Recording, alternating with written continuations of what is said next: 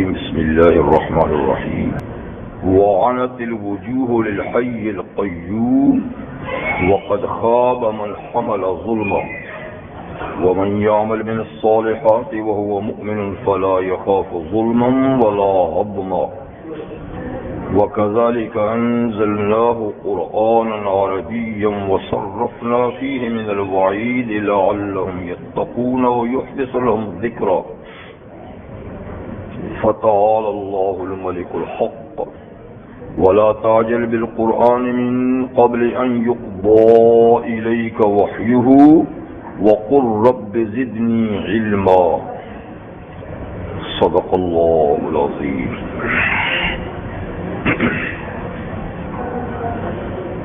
سورہ طٰہٰ کی آیت نمبر 111 سے 114 تک آپ کے سامنے آیات تلاوت کی گئی. ان آیات مبارکہ سے پہلے آیات میں وقوع قیامت اور قیامت کی کچھ منظر کشی کی گئی تھی. اوپر سے جو بیان چلا آ رہا تھا وہ یہ کہ ہم نے آپ کو اپنی طرف سے ذکر یعنی نصیحت کی کتاب عطا کی ہے اور یہ جی پھر اچھی بات تو وہاں کا سسٹم الگ ہوتا ہے اور پھر تو اچھی بات ہے ماشاء اللہ. ٹھیک ہے اچھا کی. تو ہم نے آپ کو اپنی طرف سے ذکر یعنی قرآن مجید دیا اور یہ بھی ساتھ فرمایا کہ جس نے ہمارے اس ذکر سے اعراض کیا منہ پھیر دیا. اعراض دو طرح کا ہے. ایک ذکر سے اعراض ہے عقیدے کا کہ ذکر کو ذکر نہ سمجھا, اللہ کی کتاب کو اللہ کی کتاب نہ مانا, یہ تو کفر ہے, یہ اعراض کفر ہے جی. اور یہاں بظاہر اسی کا ذکر ہے کہ جس نے قرآن کا انکار کیا, لیکن یہ بھی موجب سزا ہے کہ آدمی عقیدتاً تو اعراض نہ کرے اور عقیدتاً تو تسلیم کر لے کہ یہ اللہ کی کتاب ہے, لیکن عملی طور پر اعراض کرے. جیسے بدقسمتی سے اس وقت عام طور پہ قرآن مجید کا عقیدے کے لحاظ سے تو انکار نہیں, لیکن عملی طور پہ ہم نے اس کو معطل کر دیا. تو یہ بھی جرم ہے, یہ بھی جرم ہے. کفر تو نہیں مگر گناہ تو ہے. تو جس نے اس سے اعراض کیا وہ قیامت کے دن اس اعراض کا بوجھ اٹھائے گا. جیسے ہر گناہ کا بوجھ اٹھائے گا تو یہ ایک بہت بڑا گناہ ہے, اور اگر وہ کافر ہے تو اس بوجھ کے نیچے ہمیشہ ہی دبا رہے گا خالدین فیہ, اور ان کے لیے قیامت کے دن یہ بہت برا بوجھ ثابت ہوگا, گناہ کا بوجھ. ٹھیک. پھر اس کے بعد قیامت کے وقوع کا ذکر ہوا تھا کہ جس دن سور پھونکا جائے گا اس دن قیامت کا وقوع ہوگا, اور پھر دوبارہ جب سور پھونکا جائے گا تو حشر اجساد ہوگا اور حساب و کتاب ہوگا, جزا و سزا کا فیصلہ ہوگا. اور یہ کہ اس دن کوئی کسی کی اللہ کی منشا اور مرضی کے بغیر سفارش نہیں کر سکے گا, کیونکہ بعض لوگوں نے غلط سفارشوں کا بھی عقیدہ بنا رکھا ہے کہ ہم جیسی تیسی زندگی گزاریں فلاں ہمیں بچا لے گا. یہودیوں کا بھی یہ عقیدہ کہ ابراہیم علیہ السلام بچا لیں گے, عیسائیوں کا بھی یہ عقیدہ کہ عیسیٰ علیہ السلام ہمیں بچا لیں گے, اور ہم میں سے بھی کئی لوگ شاید اس غلطی میں مبتلا ہوں کہ فلاں بچا لیں گے. تو یہ میں نے عرض کیا تھا کہ عقیدہ اپنی جگہ درست ہے, شفاعت کا عقیدہ, لیکن شفاعت کون کرے گا, کس کی کرے گا, تو یہ اللہ کی مرضی پر ہے. من ذا الذی یشفع عنده الا باذنہ, کون ہے جو اللہ کی اجازت کے بغیر سفارش کر سکے. تو ہمارے یہاں بھی سفارش کا عقیدہ ہے, اور سب سے بڑے شفیع رحمت للعالمین صلی اللہ علیہ وسلم ہوں گے قیامت کے دن. لیکن جبری قہری اور زبردستی سفارش نہیں. پھر یہ ساری باتیں. تو اب جو میں نے آیات تلاوت کی ہیں ان میں کیا ہے؟ وَعَنَتِ الْوُجُوهُ لِلْحَيِّ الْقَيُّومِ. یہ بھی قیامت کے دن کی منظر کشی ہے کہ آج جو لوگ اکڑے پھرتے ہیں، متکبر ہیں، سر اٹھائے پھرتے ہیں اور حق کو تسلیم نہیں کرتے، قیامت کے دن ان کے سر جھکے ہوں گے اور چہرے جھکے ہوں گے. کس کے سامنے؟ للحی القیوم، اس ذات کے سامنے جو زندہ ہے، قائم ہے اور قائم رکھنے والا ہے. یعنی اللہ کے سامنے سب کے چہرے جھکے ہوں گے. چہرے کا مطلب یہ نہیں کہ باقی اکڑے ہوں گے. دراصل چہرہ جو ہے نا، یہ باقی تمام جسم کی کیفیت کا مظہر ہے. جسم پہ جو بھی کیفیت طاری ہوتی ہے، چہرے سے اس کا ظہور ہوتا ہے. جی، یہ خوشی کا چہرہ بھی دیکھیے، خوشی بھی چہرے سے ظاہر ہوتی ہے، غم بھی چہرے سے ظاہر ہوتا ہے، عزت بھی چہرے سے ظاہر ہوتی ہے، ذلت بھی چہرے سے. تو اس لیے فرمایا کہ چہرے جھکے ہوئے ہوں گے، ذلت چھائی ہوئی ہوگی. جیسے دوسری آیت میں اللہ نے فرمایا ہے وَتَرْهَقُهُمْ ذِلَّةٌ، یعنی چہروں پر ذلت چھائی ہوئی. اور حدیث میں نبی کریم صلی اللہ علیہ وسلم نے ارشاد فرمایا ہے کہ متکبر لوگ قیامت کے دن چیونٹیوں کی شکل میں اللہ ان کو اٹھائیں گے، چیونٹیوں کی شکل میں اٹھائیں گے اور باقی لوگ ان کو پاؤں کے نیچے روندتے ہوئے جائیں گے. یہ بھی ایک نقد سزا ہوگی اگلی سزا سے پہلے. وقد خواب من حمل ظلم، تو حی اس ذات کو کہتے ہیں جس کی زندگی اپنی ہے، کسی کی دی ہوئی نہیں، اور جو باقی سب کی زندگی اس کی دی ہوئی ہے. جس کی زندگی اپنی ہے، کسی کی دی ہوئی نہیں، اور سب کی زندگی اس کی دی ہوئی ہے، اس کو کہتے ہیں حی. اس لیے حی کسی کا نام نہیں رکھا جا سکتا. نام رکھا تو عبد الحی، لیکن بدقسمتی سے ہمارے یہاں پورے نام نہیں لیے جاتے. نام تو رکھتے ہیں عبد الحی، اور بھئی حی صاحب کہاں ہیں، قیوم صاحب کہاں ہیں؟ تو حی اور قیوم یہ اللہ تعالیٰ کی لازمی صفات ہیں اور بغیر کسی دیگر نسبت کے ان کو نہیں بولا جا سکتا. غلط. جیسے عبد الرحمن کہیں، فضل الرحمن کہیں، لیکن رحمان صاحب نہیں، غلط ہے، بولا ہے. ایسے حی اور قیوم کی لازمی صفات ہیں. وقد خواب من حمل ظلم، اور یقیناً ناکام ہوا قیامت کے دن وہ جس نے ظلم کا بوجھ اٹھایا.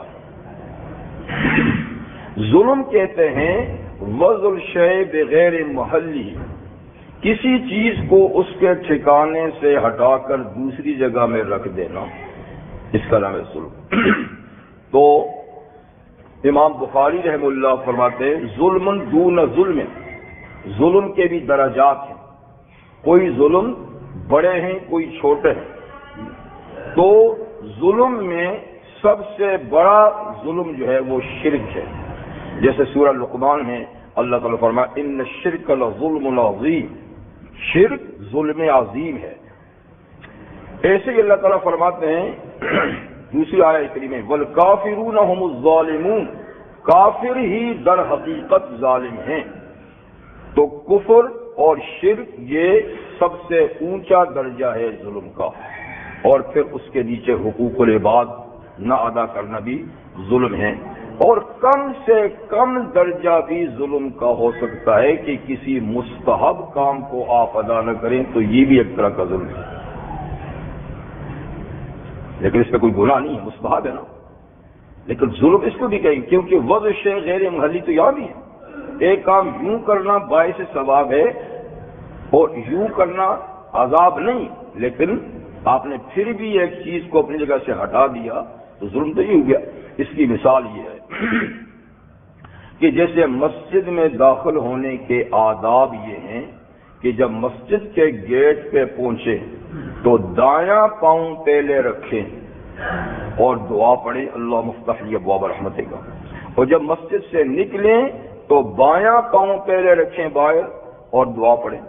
اب دایاں پاؤں مسجد میں داخلے کے وقت پہلے رکھنا، بایاں نکلتے رکھنا، یہ صرف مستحب ہے، سنت مستحبہ۔ کسی نے بایاں پاؤں رکھ کے آیا تو بھی گناہ نہیں، اور جاتے وقت اگر اس نے کوئی دایاں پاؤں پہلے نکال دیا تو نہیں، لیکن ایک مستحب تو ترک ہوا نا، تو اس کو بھی ظلم کہیں گے، لیکن یہ ظلم کا سب سے کم درجہ ہے، اس پہ کوئی پکڑ دکڑ کوئی مواخذہ نہیں۔ تو فرماتے ہیں کہ من قد خاب من حمل ظلما، جس نے ظلم اٹھایا، ظلم کا بوجھ اٹھایا، یعنی کفر و شرک یا گناہ کبیرہ کا ارتکاب کیا، تو اس نے ظلم اٹھایا، ظلم کا بوجھ، اور وہ ناکام ہے، یہ ناکامی کی نشانی ہوگی۔ ظلم کا بوجھ اٹھا کے آنا ناکامی کی نشانی ہوگی۔ اس کے مقابلے میں وَمَن يَعْمَلْ مِنَ الصَّالِحَاتِ، جس نے نیک کام کیے دنیا میں، اچھے کام کیے، وَهُوَ مُؤْمِنٌ، بشرطے کہ وہ شخص مومن بھی ہے، مومن بھی ہے، اس لیے کہ کوئی نیک کام جب تک کہ وہ آدمی مومن نہ ہو وہ نیک نہیں کہا جائے گا۔ نیک تو ہوگا اپنی جگہ میں، لیکن وہ نفع بخش نہیں ہوگا، قیامت کے اس کا فائدہ نہیں ہوگا۔ تو ہر نیک کام جس کا فائدہ قیامت کے دن ملے، اجر و ثواب ملے، اس کے لیے شرط ہے کہ ایمان کی بنیاد پر وہ نیک کام ہو۔ اگر ایمان کی بنیاد پر نیک کام نہیں تو اس کا فائدہ صرف کرنے والے کو دنیا ہی میں ملے گا، آخرت میں نہیں ملے گا۔ تو اس لیے قرآن حکیم میں جا بجا اللہ تعالیٰ ایمان کی شرط لگاتے ہیں اعمال صالحہ کی قبولیت کے لیے، اور قرآن حکیم میں کوئی 33 مقام پر اللہ نے فرمایا ان الذین آمنوا وعملوا الصالحات، پہلے ایمان کا ذکر پھر عمل صالح، اس ترتیب کے ساتھ کہ پہلے ایمان ہو پھر عمل صالح، اور جہاں عمل صالح کا پہلا ذکر ہے تو پھر بعد میں ایمان کی شرط، جیسے کہ یہاں ہے۔ تو بہرحال ایمان شرط ہے کسی نیک عمل کے موجب ثواب ہونے کے لیے، اور پھر عمل صالح کیا ہے تو اس کے لیے، اس کے قابل قبول ہونے کے لیے، اس کے موجب اجر و ثواب ہونے کے لیے ایک تو شرط ہے ایمان، دوسری شرط ہے کہ وہ عمل صرف اور صرف اللہ کی رضا کے لیے کیا گیا ہو۔ اگر وہ عمل دکھاوے کا ہے، شہرت کے لیے ہے، نام و نمود کے لیے ہے، تو اس پہ بھی ثواب نہیں ملے گا، بلکہ اللہ تعالیٰ ایسے عمل کرنے والوں کو قیامت کے دن کہیں گے کہ جس کو دکھانے کے لیے کیا تھا اسی سے جا کر ثواب لو، مجھے اس کی ضرورت نہیں ہے، انا اغنی الشرکاء، میں شریکوں سے، پارٹنر سے پاک۔ تو ایک ایمان شرط، دوسری کیا؟ خلوصی نیت۔ تیسری چیز ہے یعنی عمل صالح کے مقبول ہونے کے لیے کہ وہ نبی کریم علیہ السلام کی تعلیمات کے مطابق ہو۔ اگر حضور کی تعلیمات کے مطابق نہیں تو وہ بھی عمل صالح نہیں۔ دیکھیں بذات خود نماز عمل صالح ہے، ٹھیک ہے، نماز، لیکن اس وقت عصر کی نماز سے مغرب کی نماز تک اگر آپ نفل نماز مسجد میں آ کر پڑھیں تو یہ عمل صالح نہیں۔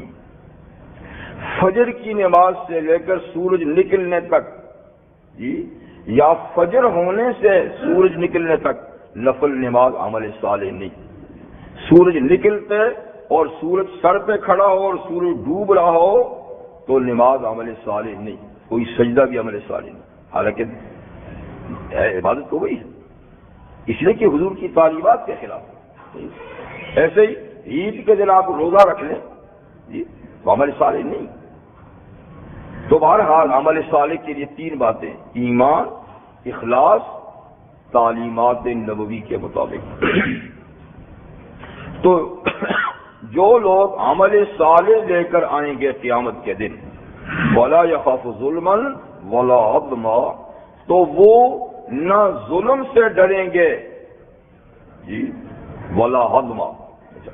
ظلم کا معنی یہاں پر جو ہے کہ ان کا یعنی ان کے عمل کا ثواب نہ دیا جائے، یہ ظلم ہوگا کہ وہ ایک نیکی لے کر آئے اس کا سوال، تو ان پہ ظلم نہیں ہوگا، ان کے اعمال کا ثواب دیا جائے گا۔ اور ہاضمہ کا معنی کوئی کمی کہ ثواب تو بنتا تھا جی 10% اور مل گیا 8%، یہ بھی نہیں ہوگا، یعنی پورا پورا ثواب ملے گا۔ ثواب میں اضافہ تو ہو سکتا ہے کہ 10 ملنا تھا تو اللہ نے 20 گنا دے دیا، لیکن 10 ملنا تھا تو 8 نہیں دیں گے، 10 تو کم سے کم دیں گے۔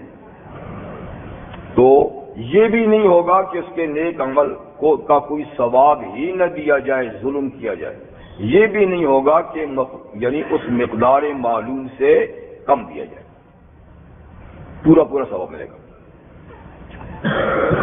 یہ تو عمل کرنے والے آدمی کے سلسلے میں بات ہوئی۔ اب پھر قرآن حکیم کے بارے میں اللہ تعالیٰ فرماتے ہیں وَكَذَلِكَ أَنزَلْنَاهُ قُرْآنًا عَرَبِيًّا، جیسے اوپر ذکر تھا کہ قد آتَيْنَاكَ مِن لَّدُنَّا الذِّكْرَ، تو یہاں باقاعدہ اس کے اصل نام سے اس کے نزول کا ذکر کیا۔ اوپر صفاتی نام، ذکر صفاتی نام تھا، یا اصل نام قرآن مجید کا کیا ہے؟ قرآن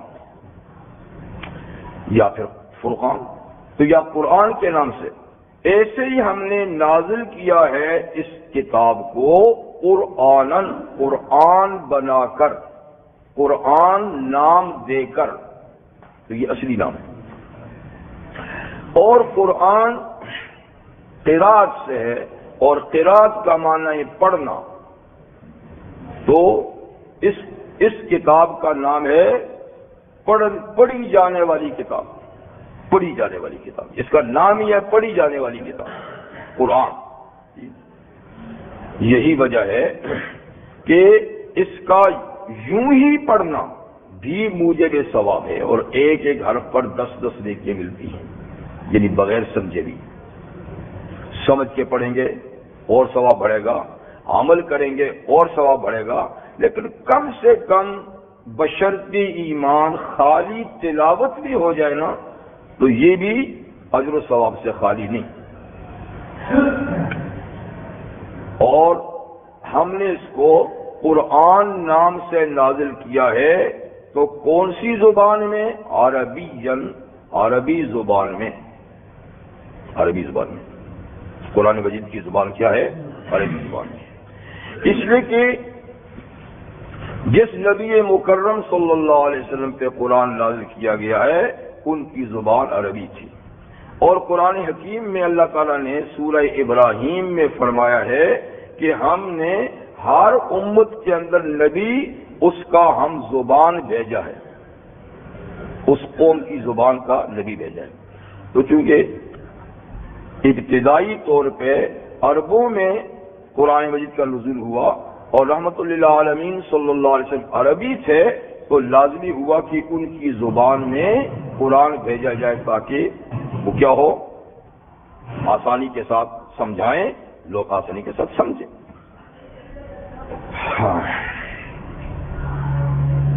کیوں نہیں؟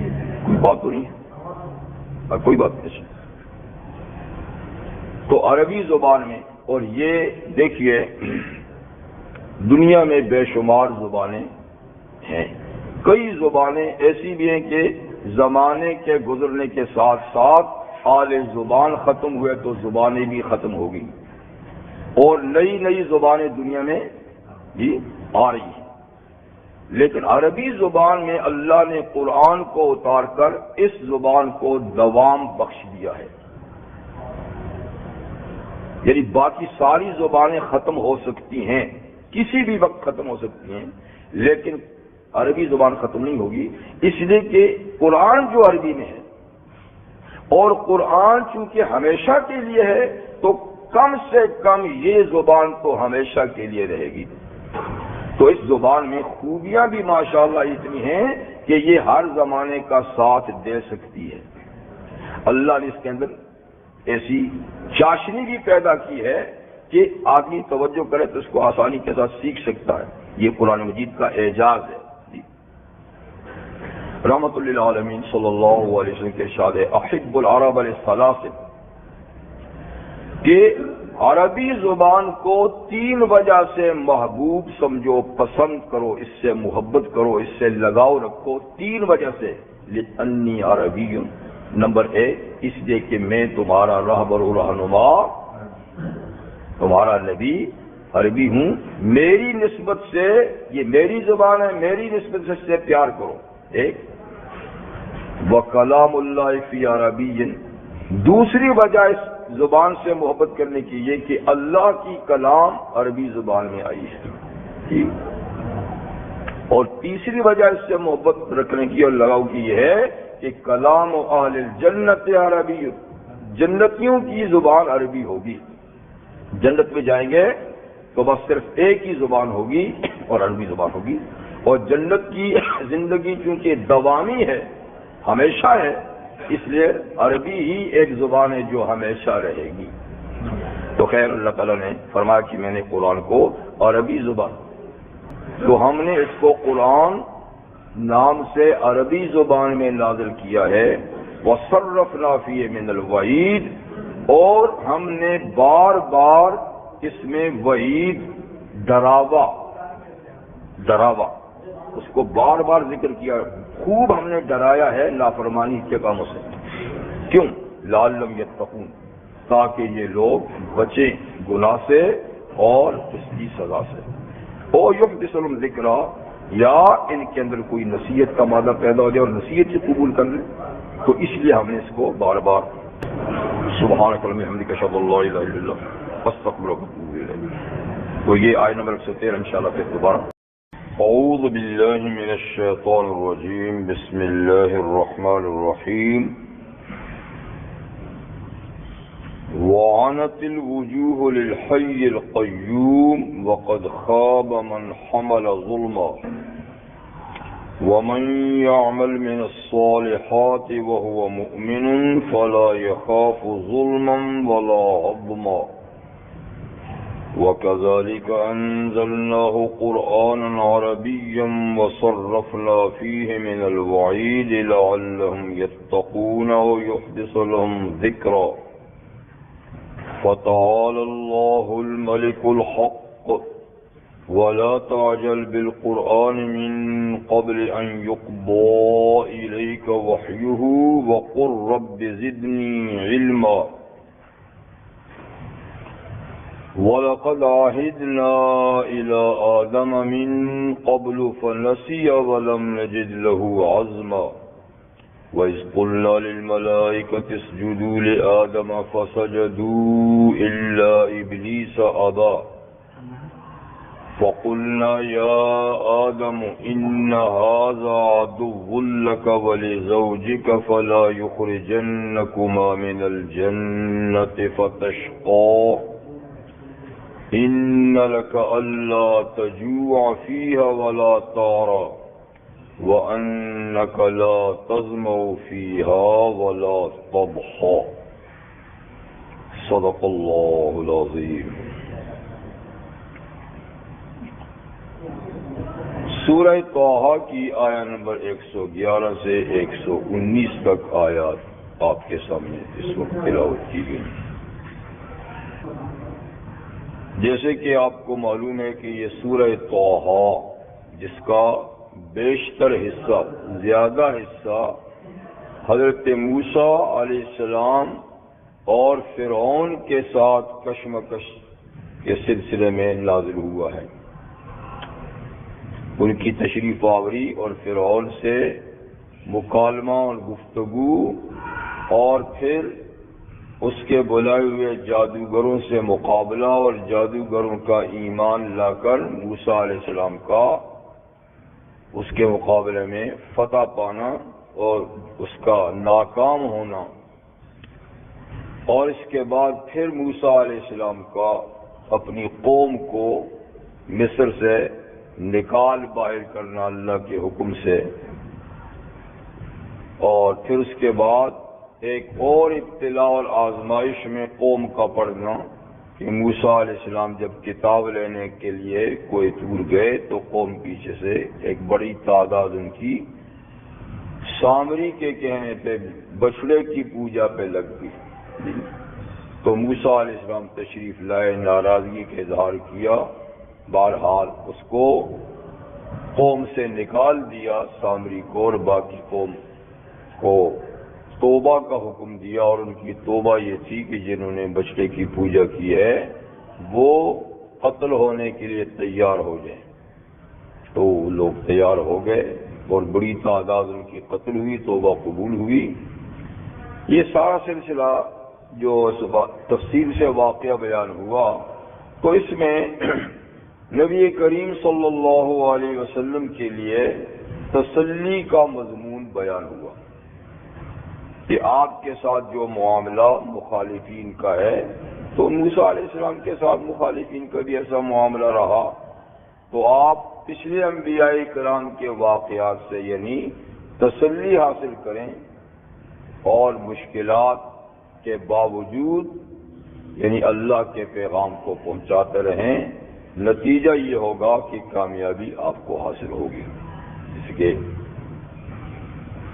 اوپر فرمایا کہ کذالک نقص علیک من انباء ما قد سبق، ایسے ہی ہم پچھلے انبیاء کرام، انبیاء صادقین کے واقعات آپ کے سامنے بیان کرتے ہیں تسلی کے لیے، اور یہ کہ ہم نے آپ کو بھی ذکر یعنی قرآن مجید جیسی عظیم الشان کتاب عطا فرمائی ہے۔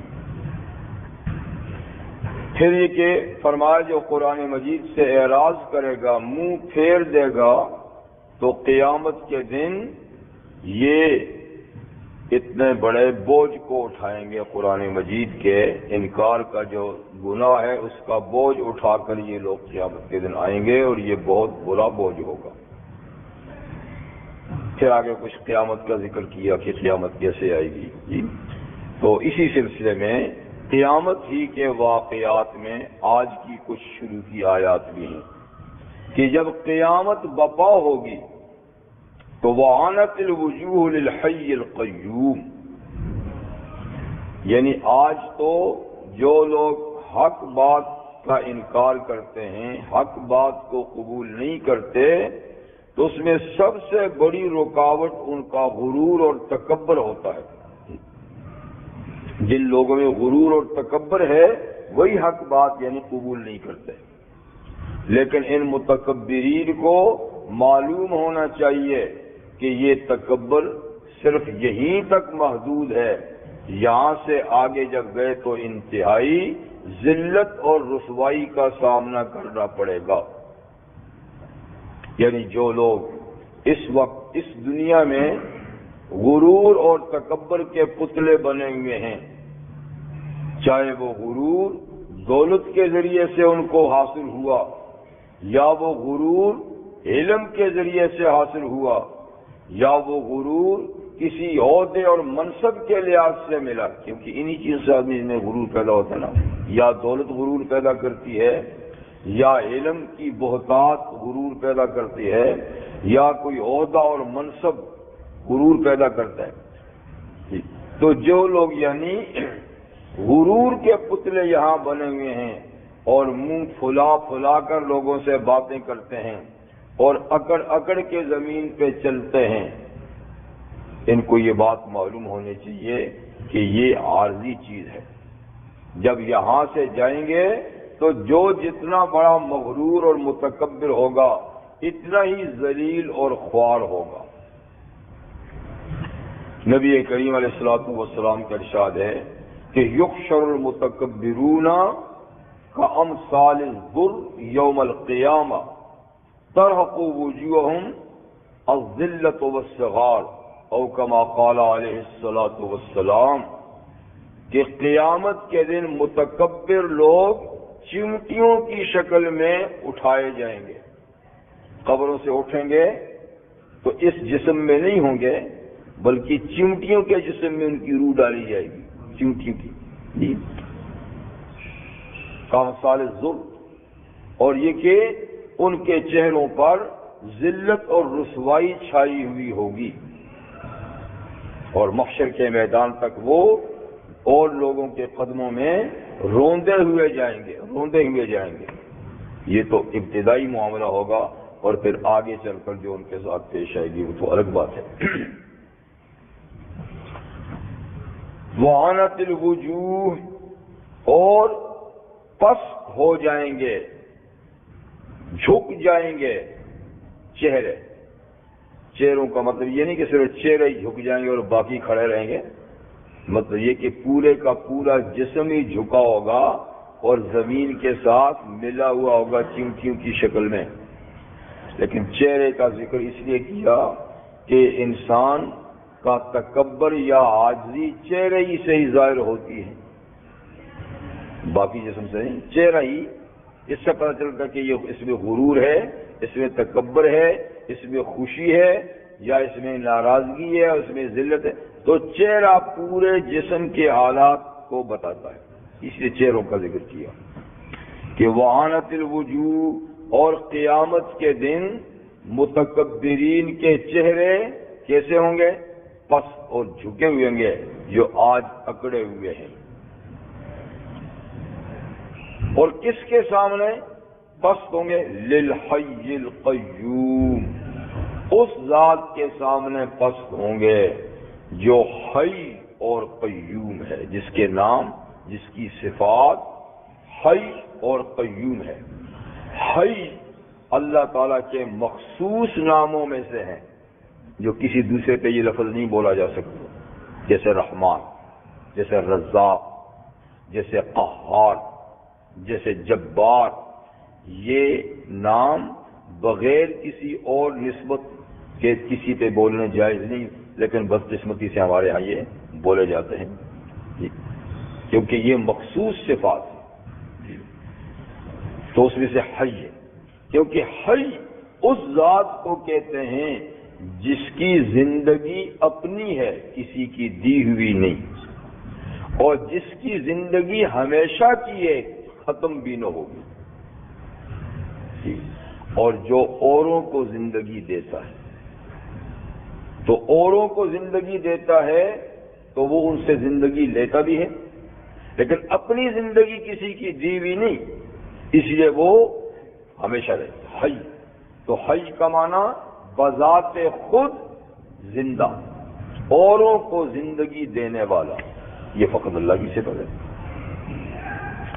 تو اللہ کے سامنے چہرے پست ہوں گے، اور دوسرا نام ہے القیوم، اس ذات کے سامنے چہرے پست ہوں گے جو قیوم ہے۔ قیوم یہ بھی صفت خاصہ ہے۔ قیوم کہتے ہیں جو خود بخود کسی کے سہارے کے بغیر قائم ہو، اور باقی ساری قائم چیزوں کا سہارا ہو، جس کے سہارے کے بغیر کوئی چیز نہ ٹھہرے، وہ خود سب کے سہارے کے بغیر ٹھہرے، اس کو کہتے ہیں قیوم۔ یہ اللہ کی صفت ہے۔ تو حی اور قیوم کے سامنے چہرے پست ہوں گے۔ ایک حدیث میں ہے کہ اللہ تعالیٰ کی یوں بھی کئی صفات کا پرتو اور عکس انسانوں پر ہے، لیکن یہ عارضی ہے، مستقل نہیں۔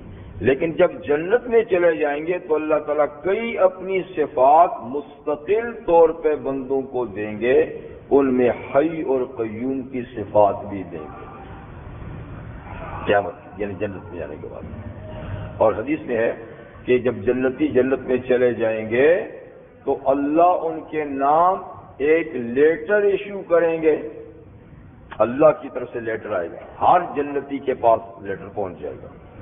اس لیٹر کا جو شروع کا مضمون ہوگا وہ ایسا ہوگا: من الحی القیوم، یہ حق کس کی طرف سے ہے؟ حی القیوم کی طرف سے۔ ان کے نام جو اب حی اور قیوم ہو گئے ہیں. اب وہ بھی یعنی ہمیشہ رہیں گے. اب وہ بھی ہمیشہ رہیں گے. اب ہمیشہ وہ قائم بھی رہیں گے, ہمیشہ وہ زندہ بھی رہیں گے. اس لیے کہ جنت میں تو ہمیشہ ہے نا. تو پھر اس مضمون میں کہ حی القیوم ذات کی طرف سے ان بندوں کے نام جن کو اب حی اور قیوم بنا دیا گیا ہے. اس طریقے سے اور بھی تو آگے تک 12 جیسا لیٹر ہوگا. وقد خواب من حمل ظلما, اور ناکام ہوا وہ شخص جس نے ظلم کا بوجھ اٹھایا. قیامت کے دن جو ظلم کا بوجھ اٹھا کر میدان محشر میں آئے گا, یہ اس کی ناکامی کی نشانی ہوگی. جس نے سر پہ ظلم کا, گناہ کا بوجھ اٹھایا, یہ ناکامی کی نشانی ہے. اور ظلم سے مراد یہاں پر وہ ظلم مراد نہیں ہے جو حقوق العباد سے متعلق ہے جی, بلکہ حقوق اللہ میں جو کفر اور شرک والا ظلم ہے وہ مراد ہے. اس لیے کہ مستقل ناکام وہ لوگ ہوں گے جو کفر اور شرک والا ظلم اٹھا کر میدان محشر میں پہنچیں گے. ان کی کامیابی کی کوئی صورت نہیں. باقی جس نے عبادات میں کمی کی اور ظلم کیا, جس نے حقوق العباد میں کمی کی, ظلم کیا, وہ ان کو اگر وقتی طور پہ سزا ملے گی بھی تو وہ مستقل ناکام نہیں ہوں گے, یعنی ان کی ناکامی وقتی ہوگی جتنے اللہ تعالیٰ چاہیں گے, لیکن کبھی نہ کبھی وہ ایمان کی وجہ سے نکل آئیں گے. لیکن یہاں جس ظلم سے مراد ہے وہ کہ جس کے بعد کبھی کامیابی نہیں ہوگی, کبھی نہیں نکلیں گے, اور یہ ظلم ہے کفر اور شرک کا. جیسے اللہ فرماتے ہیں والکافرون هم الظالمون, کہ کافر ہی در حقیقت ظالم ہیں.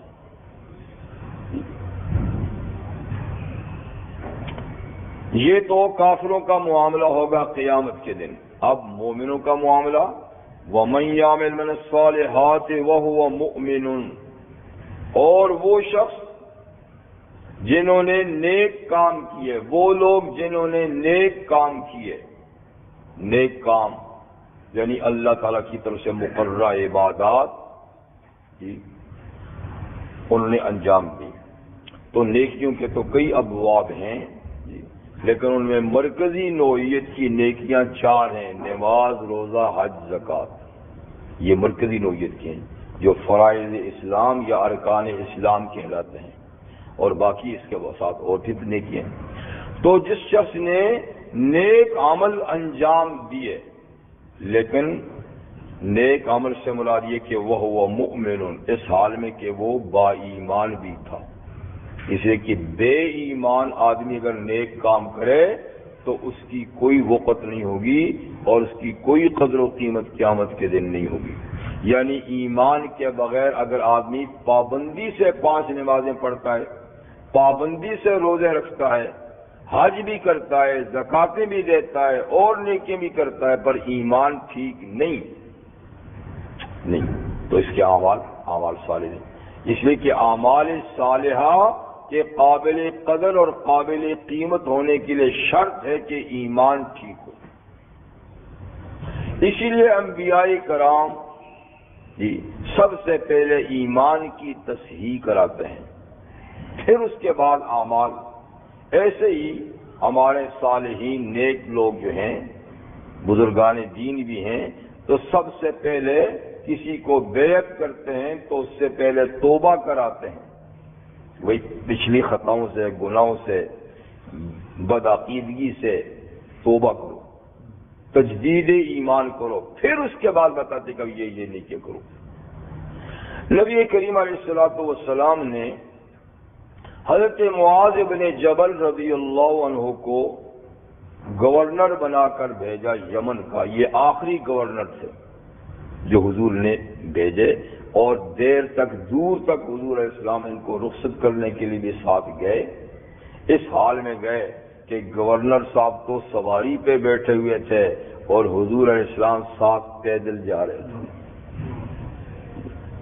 اور ساتھ میں نصیحتیں کرتے جا رہے تھے. کہ دیکھا تو ان نصیحتوں میں جو آخری نصیحتیں ان آخری گورنر کو کی, ایک نصیحت آپ نے یہ بھی کی کہ دیکھو معاذ تم یمن جا رہے ہو جو تعلیم یافتہ لوگوں کا ملک ہے، تو اس میں ظاہر بات ہے کہ یہ دنیاوی تعلیم والی بات تو نہیں تھی.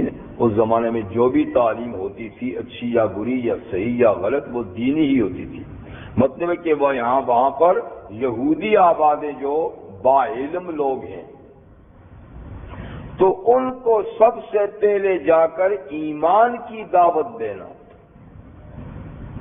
اب سوال یہ پیدا ہوتا ہے کہ یہودی تو اللہ تعالیٰ کو مانتے ہیں، موسیٰ علیہ السلام کو مانتے ہیں، تورات کو مانتے ہیں، اس طریقے سے اور کئی ایمانیات پر ان کا ایمان ہے، تو پھر ان کو اللہ کی توحید کی دعوت دینے کا کیا مطلب؟ یعنی توحید کے علاوہ ان کے ایمان میں تو نقائص ہیں، جیسے انجیل کو نہیں مانتے، عیسیٰ علیہ السلام کو نہیں مانتے، محمد رسول کو نہیں مانتے، لیکن فرمایا کہ نہیں، پہلے ان کو توحید کی دعوت دینا. مطلب کہ اللہ کا ماننا جو جتنا وہ مانتے ہیں وہ کامل نہیں ہے، جتنا وہ مانتے ہیں وہ کامل نہیں ہے. اس کی سب سے پہلے اللہ پر ایمان جو کامل درجے کا نا اس کی سب سے پہلے دعوت دیں. تو فرمایا فَإِنْ عَرَفُوا، اگر وہ اللہ کو پہچان گئے، اس کے حقوق کو پہچان گئے، پھر ان کو کہنا کہ دن رات میں 5 نمازیں فرض ہیں اور فلاں فلاں مال میں اتنی اتنی زکوٰۃ فرض ہے، اور پھر باقی آگے. لیکن سب سے پہلے اللہ کی توحید کی دعوت، اس لیے کہ وہ جس توحید کے قائل ہیں وہ کامل نہیں، ان کی وہ معرفت اللہ کی مکمل نہیں. جی یہ ہمارے کل یہاں پر ایک صاحب مسلمان ہوئے، تو جیسا بھی آپ فرما رہے تھے کہ یہ تو ابھی مسلمان ان کے جو پہلے کے جو گناہیں تھے کہ اللہ کو مانتے نہیں تھے، تو یہ سب کی سے وہ کروانا پڑے گا، کیونکہ جب وہ ایمان لے آیا تو پچھلے سارے گناہ تو خود بخود بھول ہی گئے نا. اور اس کو کہنا ضروری نہیں، کوئی دیکھیں اسلام، کیونکہ ان الاسلام یہدم ما کان قبلہ، حضور نے فرمایا کہ اسلام اپنے سے پہلے سارے اعمال کو ختم کر دیتا ہے. کفر کیا تھا، شرک کیا تھا، جو بھی کیا تھا، جب اسلام لا اشہد اللہ الا اشہد ان محمد رسول، اس سے سارا معاملہ دھل کر صاف ہو گیا. اس لیے اسلام خود پچھلے گناہوں کے لیے کفارہ سیئات ہے، یہ خود ہی توبہ ہے، اس پر مزید کسی توبہ کرانے کی ضرورت نہیں. توبہ تو اس سے کراتے ہیں جو پہلے سے مسلمان ہے اور وہ گناہ کرتا ہے، اس سے توبہ کرائی جاتی ہے. اور جو مسلمان ہی نہیں تھا اب مسلمان ہوا تو مسلمان ہونا ہی پچھلے سارے معاملات کی توبہ ہے. تو بہرحال وہ مومن مگر یہ شرط ہے نیک اعمال کے قابل قبول ہونے کے لیے کہ آدمی کا ایمان ٹھیک ہو، سب سے پہلی بات. دوسری بات یہ ہے کہ اس کی نیت ٹھیک ہو. تیسری بات یہ ہے کہ جو نیک کام کرتا ہے وہ کام بھی واقعتاً نیک ہو. نیک کا مطلب یہ ہے کہ وہ شریعت کے مطابق ہو، تو تب جا کر وہ عمل صالح بنتا ہے. تو جو شخص ایسا ہے کہ اس نے عمل کیا نیک بشرطے کہ وہ مومن تھا، تو فلا یخاف ظلما ولا عظما، وہ آدمی نہ ڈرے قیامت کے دن، وہ نہ ڈرے کسی ظلم اور زیادتی سے کہ اس کے عمل کا ٹھیک ٹھیک بدلہ نہیں دیا جائے گا. اس بات سے اندیشہ نہیں کرے اس کے نہاد نیک عمل کا پورا پورا بدلہ دیا جائے گا، بلکہ بڑھا چڑھا کر بدلہ دیا جائے گا. ولا حظما، اور کسی قسم کی کمی سے بھی نہ ڈرے کہ فرض کریں کہ اس کے عمل کا ثواب اتنا بنتا تھا لیکن گھٹا کر دے دیا، نہیں، بڑھا کر تو دیا جائے گا. ایک نیکی کا ثواب کم سے کم 10 گنا اور آگے 700 گنا 1400 گنا وغیرہ جتنا بھی اللہ چاہیں گے دیں گے، لیکن کمی کا اندیشہ نہیں کرے. تو ظلم کا بھی اندیشہ نہیں کرے کہ اس کی نیکی پر ثواب نہیں دیا جائے گا، اور ثواب کی کمی کا بھی اندیشہ نہیں کرے، بلکہ اس کو توقع اور امید رکھنی ہے کہ اس کے اعمال کا پورا پورا بدلہ بلکہ بڑھا چڑھا کے اللہ اس کے نیکی کا بدلہ دیں گے، بشرطے کہ وہ نیکی قابل قبول ہو۔ یہ تو قیامت کا ذکر تھا، ٹھیک ہے نا، کہ متکبرین کا کیا ہوگا اور نیک اعمال والوں کا کیا ہوگا۔ وَكَذَلِكَ أَنزَلْنَاهُ قُرْآنًا عَرَبِيًّا، اور ایسے ہی یہ بات اوپر بھی گزر چکی تھی کہ قد آتیناک من لدنا ذکر، ہم نے اپنے پاس سے آپ کو نصیحت کی کتاب دی ہے۔ اب اسی کتاب کے لیے باقاعدہ اس کا نام لے کر اس کی لینگویج کا بھی ذکر فرماتے ہیں۔ وَكَذَلِكَ أَنزَلْنَاهُ، ایسے ہی ہم نے نازل کیا ہے اس کو، اس کتاب کو۔ کس نام سے نازل کیا ہے؟ قرآنً، قرآن کے نام سے ہم نے اس کتاب کو نازل کیا ہے۔ اوپر اس کا صرف صفاتی نام تھا نا، ذکر، یہاں اس کا ذاتی نام ہے قرآن۔ آپ کو معلوم ہے کہ دو ذاتی نام ہیں، قرآن اور فرقان۔ تو ایسے ہی ہم نے اس کو نازل کیا ہے قرآن کے نام سے، اور قرآن یہ قرات سے لفظ نکلا ہے۔ قرات کا معنی ہے پڑھنا، تلاوت کرنا۔ تو اس کتاب کا نام قرآن اس لیے تجویز ہوا کہ یہ جہاں بھر میں سب سے زیادہ پڑھی جانے والی کتاب ہے، سب سے زیادہ پڑھی جانے والی۔ اور بھی مذہبی کتابیں دنیا میں نازل ہوئی، تورات، انجیل، لیکن ان کی کوئی تلاوت نہیں کرتا، ان کی تلاوت کوئی بھی نہیں کرتا، جبکہ قرآن مجید کی سب سے زیادہ تلاوت ہوتی ہے، اور اس کی تلاوت پہ اللہ تعالیٰ نے بہت بڑا اجر و ثواب بھی رکھا ہے، اور اس کی تلاوت اور تعلیم کو اللہ نے آسان بھی بنایا ہے۔ وَلَقَدْ يَسَّرْنَا الْقُرْآنَ لِلذِّكْرِ، ہم نے قرآن کو یاد کرنے کے لیے، وہاں ذکر کا معنی یاد کرنا، آسان بنا دیا ہے۔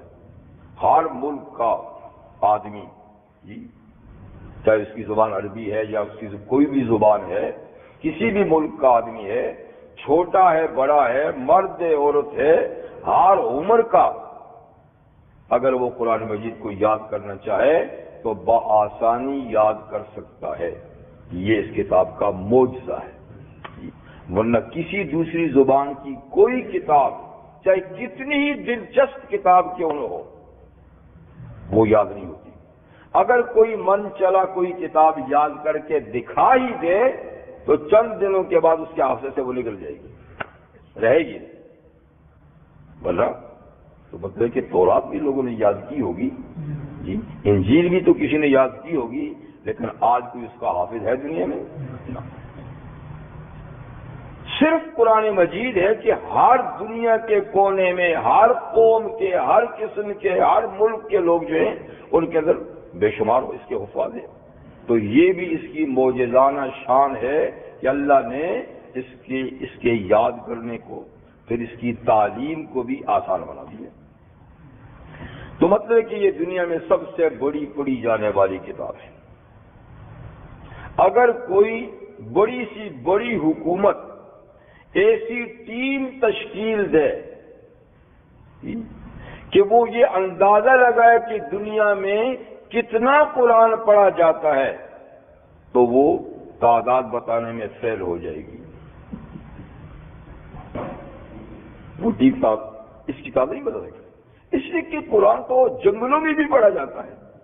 مسلمان جہاں ہے، دریاؤں میں ہے، دیہاتوں میں ہے، میدانوں میں ہے، شہروں میں ہے، تو اس کے حافظ اور اس کے قاری تو ساری دنیا میں ہیں۔ کوئی 1.5 ارب مسلمانوں کا اندازہ کہاں سے لگائے گا؟ یعنی کم سے کم یہ ایک ایسی کتاب ہے کہ اس کا کچھ نہ کچھ حصہ تو ہر مسلمان کو یاد ہے، کچھ نہ صحیح سورہ فاتحہ اور سورہ اخلاص تو ہر مسلمان کو آتی ہے، ٹھیک ہے نا، اور وہ اس کو باقاعدہ پڑھتا ہے۔ اور حفاظ بھی ملینوں ہیں، ملینوں اس کے حفاظ ہیں، پورا قرآن کے حفاظ ہیں موجود ہیں۔ تو اس لیے اس کا نام ہے قرآن، ٹھیک ہے نا۔ عام دنوں میں بھی تلاوت کا کوئی اندازہ نہیں لگا سکتا، اور پھر جب ماشاءاللہ جب رمضان آتا ہے تو پھر تو بات ہی کچھ ہوتی ہے۔ رمضان میں کتنا قرآن پڑھا جاتا ہے، کاش کہ جتنی شان سے پڑھا جاتا ہے اتنی شان سے عمل بھی ہو جائے تو دنیا میں انقلاب آ جاتا ہے۔ ایسے ہی ہم نے اس کو نازل کیا ہے قرآن کے نام سے، اور قرآن کے نام سے کون سی زبان میں نازل کیا ہے؟ عربیہ، فصیح و بلیغ عربی زبان میں، فصیح و بلیغ عربی زبان میں۔ تو عربی زبان اللہ کے ہاں سب زبانوں میں زیادہ پسندیدہ ہے۔ سب زبانیں اللہ کی بتائی ہوئی ہیں جی، اور سب اللہ کی قدرت کی نشانیاں ہیں، لیکن عربی زبان کو فوقیت حاصل ہے، اور اس کو یہ قوت حاصل ہے کہ اور دنیا میں کوئی کتاب رہے یا نہ رہے پر عربی زبان تو ہمیشہ ہی رہے گی، اس لیے کہ قرآن ہمیشہ رہے گا تو اس کی زبان بھی ہمیشہ رہے گی جی۔ اور نبی کریم علیہ السلام نے فرمایا ہے کہ عربی زبان کو 3 وجہ سے پسند کرو، اس سے محبت کرو۔ لأنی عربی ہوں، کیونکہ میں تمہارا نبی، تمہارا راہبر و رہنما عربی زبان والا ہوں، عربی ہوں، تو اس لیے میری نسبت سے کہ میری زبان ہے اس سے محبت کرو۔ وَكَلَامُ اللَّهِ فِي عَرَبِيٍّ، دوسری وجہ اس سے محبت کرنے کی یہ ہے کہ اللہ کی کلام، آخری کلام وہ عربی زبان میں ہے، تو گویا یہ اللہ کے ہاں سرکاری زبان کا درجہ رکھتی ہے۔ اور وَكَلَامُ أَهْلِ الْجَنَّةِ عَرَبِيٌّ، تیسری وجہ اس سے محبت کرنے کی یہ ہے کہ جنتیوں کی زبان بھی عربی ہوگی، جنت میں عربی بولی جائے گی، اور جنت ایک ہمیشہ کی جگہ ہے، جنتی ہمیشہ رہیں گے، تو اس زبان کو بھی دوام حاصل ہے۔ ساری زبانیں ایک نہ ایک وقت میں ختم ہو جائیں گی، لیکن عربی زبان کبھی بھی ختم نہ ہوگی۔ تو اللہ نے اس کے اندر ایک چاشنی، ایک اس میں مٹھاس اور اس میں ایسی خصوصیات رکھی ہیں جو کسی دوسری زبان میں نہیں۔ تو ایسے ہی ہم نے اس کو نازل کیا قرآن عربی زبان میں۔ وَصَرَّفْنَا فِيهِ مِنَ الْوَعِيدِ، اور ہم نے اس میں وعید یعنی ڈراوا، انجام بد سے ڈر والی باتیں اس میں بار بار دہرا کر ذکر کی ہیں کہ دیکھو یہ کرو گے تو انجام برا نکلے گا، یہ کرو گے تو انجام برا نکلے گا۔ تو وعید جو ہے نا، ایک ہوتا ہے وعدہ، وعدہ نیک لوگوں سے ہوتا ہے، یہ کرو گے تو یہ وعدہ ہے جنت دوں گا، یہ کرو تو وعدہ ہے یہ کروں، اور وعید ڈراوا ہوتا ہے، یہ کیا تو یہ سزا ہے، یہ کیا تو یہ سزا ہے۔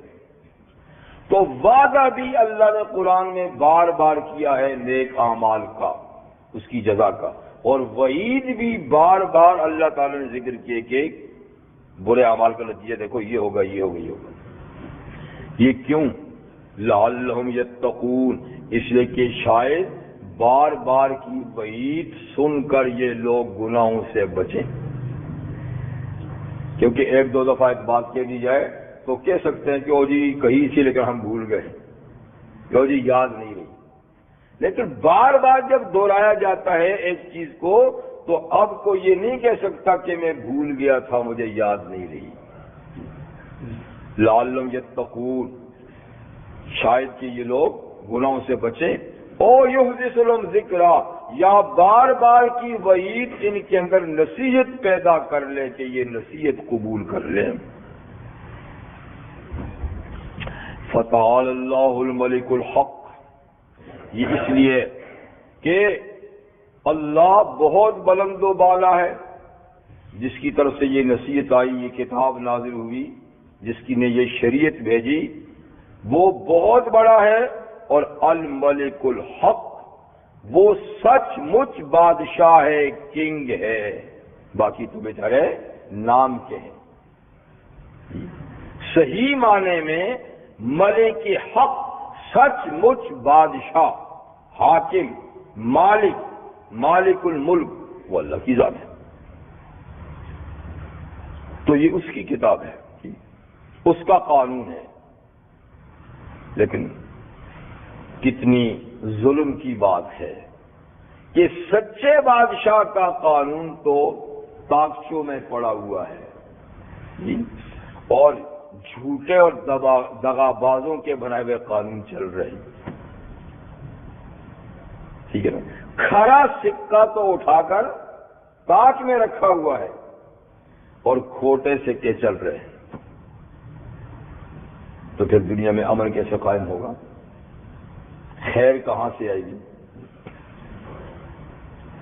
آگے رحمت عالم صلی اللہ علیہ وسلم کو قرآن ہی کی بابت ایک یعنی ہدایت دی جا رہی ہے، وہ یہ کہ وَلَا تَعْجَلْ بِالْقُرْآنِ مِنْ قَبْلِ أَنْ يُقْضَى إِلَيْكَ وَحْيُهُ.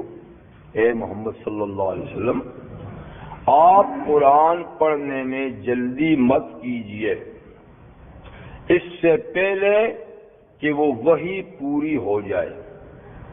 فرشتہ جب وحی لے کر آئے تو نبی کریم صلی اللہ علیہ وسلم کا طریقہ کار ہوتا تھا کہ فرشتہ جوں ایک لفظ پڑھتا تو فٹ آپ اس کے ساتھ پڑھتے فوراً جلدی جلدی جلدی جلدی اس کے ساتھ، اس اندیشے سے کہ کہیں کوئی لفظ پڑھنے سے رہ نہ جائے، یاد ہونے سے رہ نہ جائے. تو اس میں بڑی آپ کو دقت اور تکلیف ہوتی تھی. تو اللہ تعالیٰ فرمایا کہ آپ کو تکلیف کرنے کی ضرورت نہیں ہے. اس لیے آپ قرآن پڑھنے میں فرشتے کے ساتھ جلدی مت کیجئے، اس کو پورا کرنے دیجئے. وہی جب وہ وہی پوری کر لے تب آپ اس کو پڑھیں. اور یہ اندیشہ مت کیجئے کہ بھول جائیں گے، اس لیے کہ اس پوری وحی کو آپ کی زبان پہ جاری کرنا، آپ کے حافظے میں محفوظ کرنا، یہ ہمارا کام ہے. تو اسی مضمون کو اللہ تعالیٰ نے سورہ قیامہ میں بھی بیان کیا ہے کہ لا تحرک بہ لسانک لتعجل بہ. آپ اپنی مبارک زبان کو حرکت مت دیجیے فرشتے کی تلاوت کے ساتھ تاکہ آپ جلدی جلدی پڑھیں. ان علینا جمعہ وقرآنہ، ہمارے ذمہ ہے اس کا آپ کے سینے میں دل و دماغ میں جمع کرنا اور آپ کی زبان سے پڑھانا ہماری ذمہ داری ہے. اور ثم ان علینا بیانہ، پھر اس کی تفسیر بھی ہمارے ذمہ ہے کرانی. تو یہ سارے کام ہم خود کرائیں گے. پوری وہی صحیح آپ کے دل و دماغ میں جمع بھی ہم کریں گے، صحیح پڑھوائیں گے بھی ہم، صحیح بیان بھی ہم کروائیں گے. تو آپ کو فکر کی ضرورت نہیں. ایسے ہی سورہ اعلیٰ میں بھی اس مضمون کی آیت ہے کہ سنقرئک فلا تنسى، ہم پڑھائیں گے آپ کو تو آپ بھولیں گے نہیں. ہم پڑھائیں گے آپ کو آپ بھولیں گے نہیں. الا ماشاء اللہ، ہاں مگر خود اللہ ہی کوئی چیز بلوانا چاہیں تو بات الگ ہے. اللہ ہی کوئی چیز بلوانا چاہے تو بات الگ ہے، ورنہ ہماری ڈیوٹی ہے کہ ہم پڑھوائیں گے، آپ بھولیں گے نہیں. تو یہ ایک ہدایت دی گئی کیونکہ نبی کریم علیہ السلام اس اندیشے اور فکر سے کہ کوئی لفظ پڑھنے سے رہ نہ جائے حافظے میں آنے، تو آپ جلدی جلدی پڑھتے تھے. ہاں البتہ ایک اور ہدایت بھی دی، وَقُلْ رَبِّ زِدْنِي عِلْمًا. ٹھیک، آپ باطمینان پڑھیں فرشتے کے پڑھنے کے بعد، بے فکر پڑھیں. ہاں یہ دعا ضرور کریں، کہہ دیں اے میرے پروردگار میرے علم میں اور اضافہ فرما. زدنی علما، مجھے اور زیادہ کر علم میں، میرے علم میں اور اضافہ کر. اس لیے کہ علم ایک ایسی چیز ہے کہ جس کی انتہا نہیں. علم ایک ایسی چیز ہے، کیوں؟ اس لیے کہ علم اللہ کی صفت ہے. تو اللہ کی ذات کی بھی کوئی حد نہیں، اللہ کی ذات بھی غیر محدود ہے، تو اس کی صفات بھی غیر محدود ہے. اس کی صفات بھی، تو چونکہ علم اللہ کی صفت ہے اس لیے اس کی کوئی حد و غایت نہیں کہ کوئی کہے میں نے تو سارا علم حاصل کر لیا. یہ تو ہم لوگ کہتے ہیں ہمیں پارا ہو گیا، ڈگری مل گئی، بس ٹھیک ہے، اور علم نہیں۔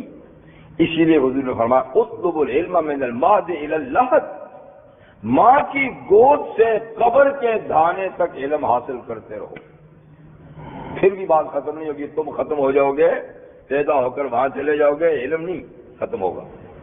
تو قل رب زدنی علما، کہہ دیجئے اے میرے رب مجھے علم میں اور زیادہ کر دیجئے، میرے علم کو اور بڑھا دیجئے، کیونکہ علم ایک غیر محدود چیز ہے، کبھی ختم ہونے والی نہیں۔ وگرنہ تو جناب رحمت للعالمین صلی اللہ علیہ وسلم سے بڑا عالم کون ہوگا؟ جی کوئی نہیں۔ کائنات میں جیسی آپ کی ذات عظیم ہے، آپ کا علم بھی عظیم ہے۔ جب آپ کو یہ کہا کہ آپ اور دعا مانگیں تو اور کوئی کون ہو سکتا ہے کہ جو یہ سمجھے کہ میں اس میں کامل ہوں؟ جی تو قل رب زدنی علما۔ اوپر کہا تھا کہ آپ قرآن مجید پڑھنے میں جلد بازی مت کیجیے۔ اب ایک جلد بازی کا واقعہ اللہ ذکر فرماتے ہیں کہ دیکھیے انسانیت کے جد امجد، انسانیت کے دادا، ابو البشر، اول الانبیاء، اول البشر، جی انہوں نے تھوڑی سی جلد بازی کر لی تو نتیجہ کیا نکلا؟ پریشانیاں اٹھانی پڑی۔ ہم نے تو جنت میں بسایا تھا اور ہم نے صرف آزادی دے کر ایک چھوٹی سی پابندی لگائی تھی، لیکن اس میں ان سے تھوڑی سی جلد بازی ہو گئی وہاں تک رسائی میں، تو پھر نتیجہ کیا نکلا؟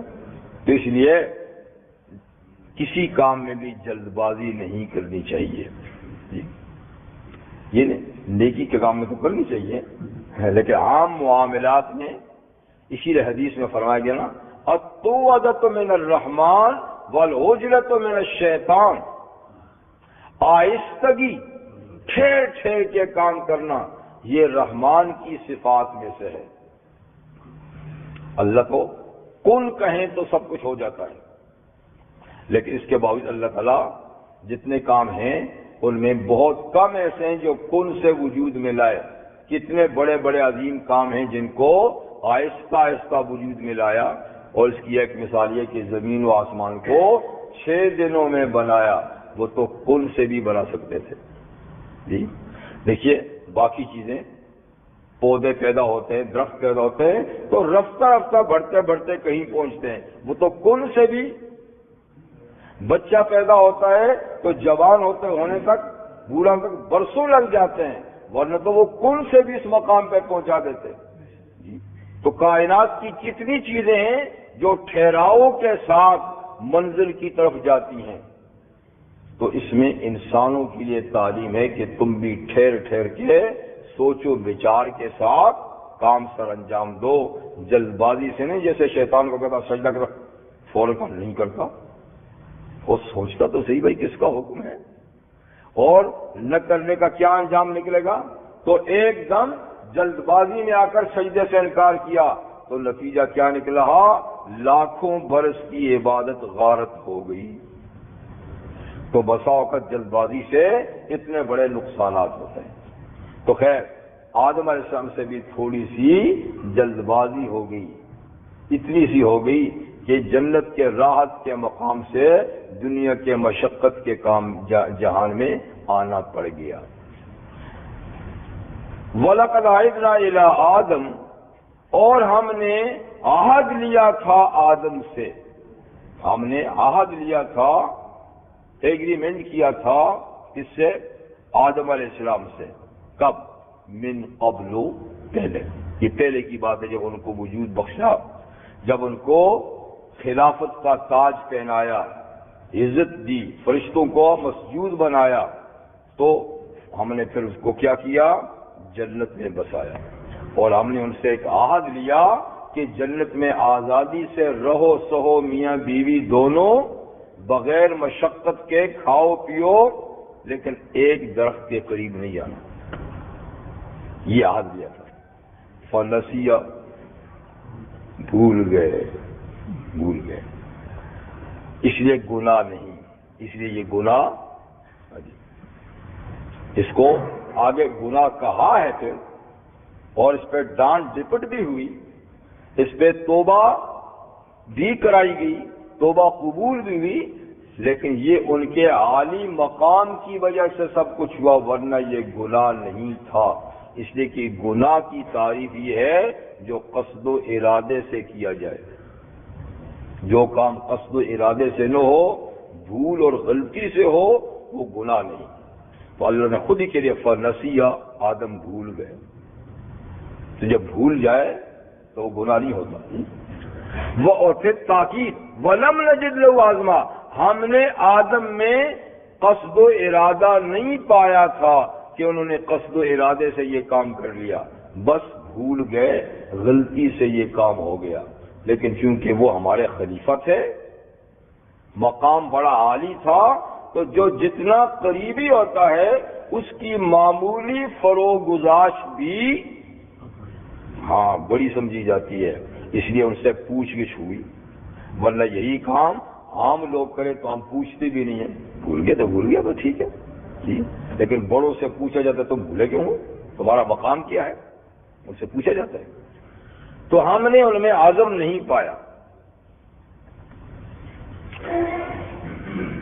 وَإِذْ قُلْنَا لِلْمَلَائِكَةِ، حضرت آدم السلام کا مقام عالی بتاتے ہیں جی، جس مقام عالی کی اندر رہتے ہوئے ان سے یہ تھوڑی سی فروغ گزاشت ہوئی، اور جس پر ان پر عتاب اور ڈانٹ ڈپٹ بھی آئی، وہ اس مقام کو بتاتے ہیں۔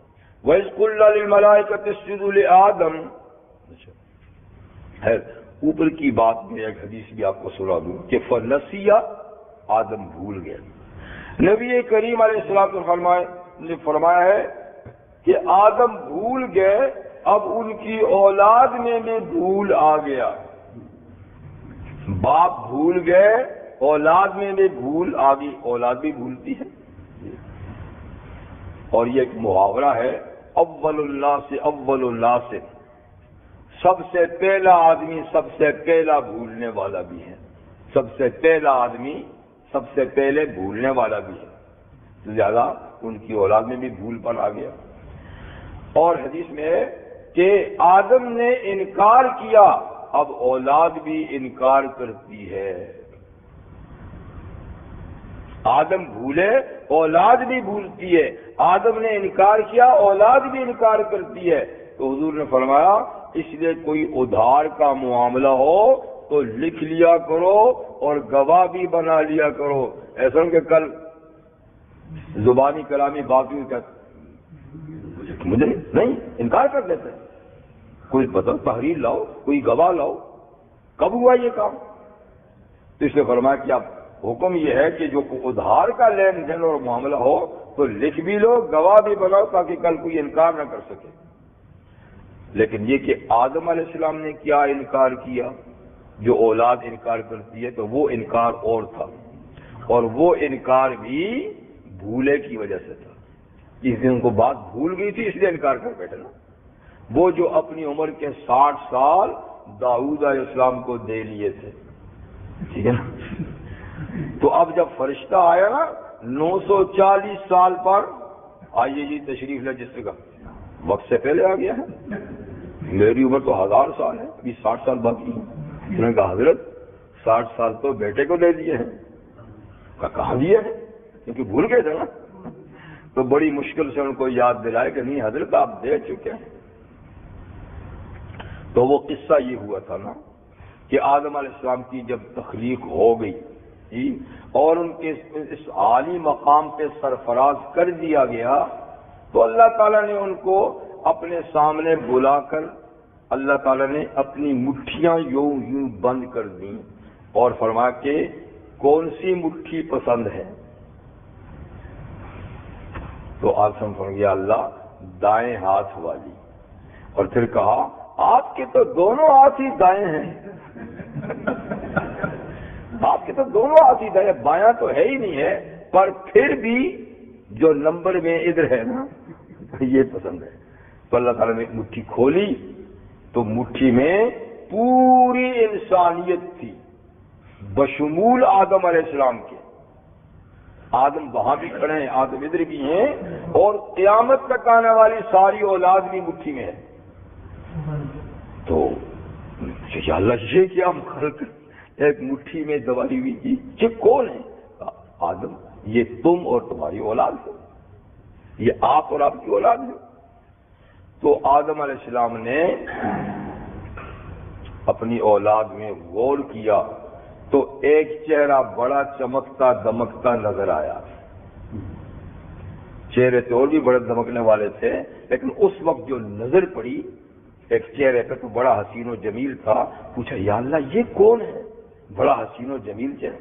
کہا یہ آپ کی اولاد میں آپ کا بیٹا داؤد ہے، داؤد پیغمبر. دیکھیے حسن و جمال میں تو حضرت یوسف لاسانی ہیں، اور پھر ان سے بڑھ کے رحمت للعالمین صلی اللہ علیہ وسلم ہے. لیکن یہ نظر کی بات ہے نا، بس اچانک نظر اٹھی تو ان پہ جم گئی. تو ہر نبی حسین و جمیل ہوتا ہے، تو ان پہ ٹھہر گئی، تو اس لیے انہی کے بارے میں پوچھا کہ یہ حسین و جمیل کون؟ کا آپ کا بیٹا داؤد. تو اس وقت جب یہ منظر دکھایا گیا تو ہر آدمی کی عمر بھی اس کی پیشانی پہ لکھی ہوئی تھی. آج بھی شاید لکھی ہو لیکن ہم پڑھ نہیں سکتے، لیکن اس وقت وہ پڑھی جا رہی تھی. تو دیکھا تو پیشانی میں لکھا تھا 40 سال. اللہ اتنا حسین و جمیل بیٹا، عمر اتنی تھوڑی سی. کا بس تقدیر میں یہی ہے، میں نے یہی لکھا ہے، یہی ہے. کہ یا اللہ اگر اور آپ اور اپنے پاس سے نہیں بڑھاتے کہ آپ کی تقدیر میں ہے تو میری عمر سے میرے بچے کو 60 سال دے دیے. 100 سال کا بیچارہ کیوں ہوں؟ اتنا حسین و جمیل بیٹا ہے، 100 سال تو ہوں. فرما تو جان تیرا بیٹا جانے، میری لکھی ہوئی یہی ہے. آپ اپنے پاس سے دیتے تو دو کہ جی میری عمر میں 60 دے دو، میری 1000 ہے، کوئی بات نہیں. تو وہ دے دی تھی. لیکن پھر بعد میں جب دنیا میں آئے اور 940 سال گزرے تو وہ قصہ بھول گئے تھے. جیسے وہ پہلا ایگریمنٹ بھول گئے تھے، یہ بھی بھول گئے تھے. اب جب فرشتہ 940 سال کے بعد آیا تو ان کا جلدی آگے، وقت سے پہلے آگے بھی 60 سال، کیونکہ میں تو گن رہا ہوں، میں تو اپنی عمر گن رہا ہوں. کیونکہ جب سے جنت سے آئے تھے تو وہ اپنی عمر گن رہے تھے، بھئی ابھی تو 60 سال باقی. کہا حضرت آپ بیٹے کو دے چکے. کہاں دیا؟ تو اس لیے حضور نے فرمایا کہ آدم بھولے اولاد بھی بھولتی ہے. آدم نے انکار کیا تھا، اولاد بھی انکار کرتی ہے. اس لیے معاملات کو لکھو، گواہ.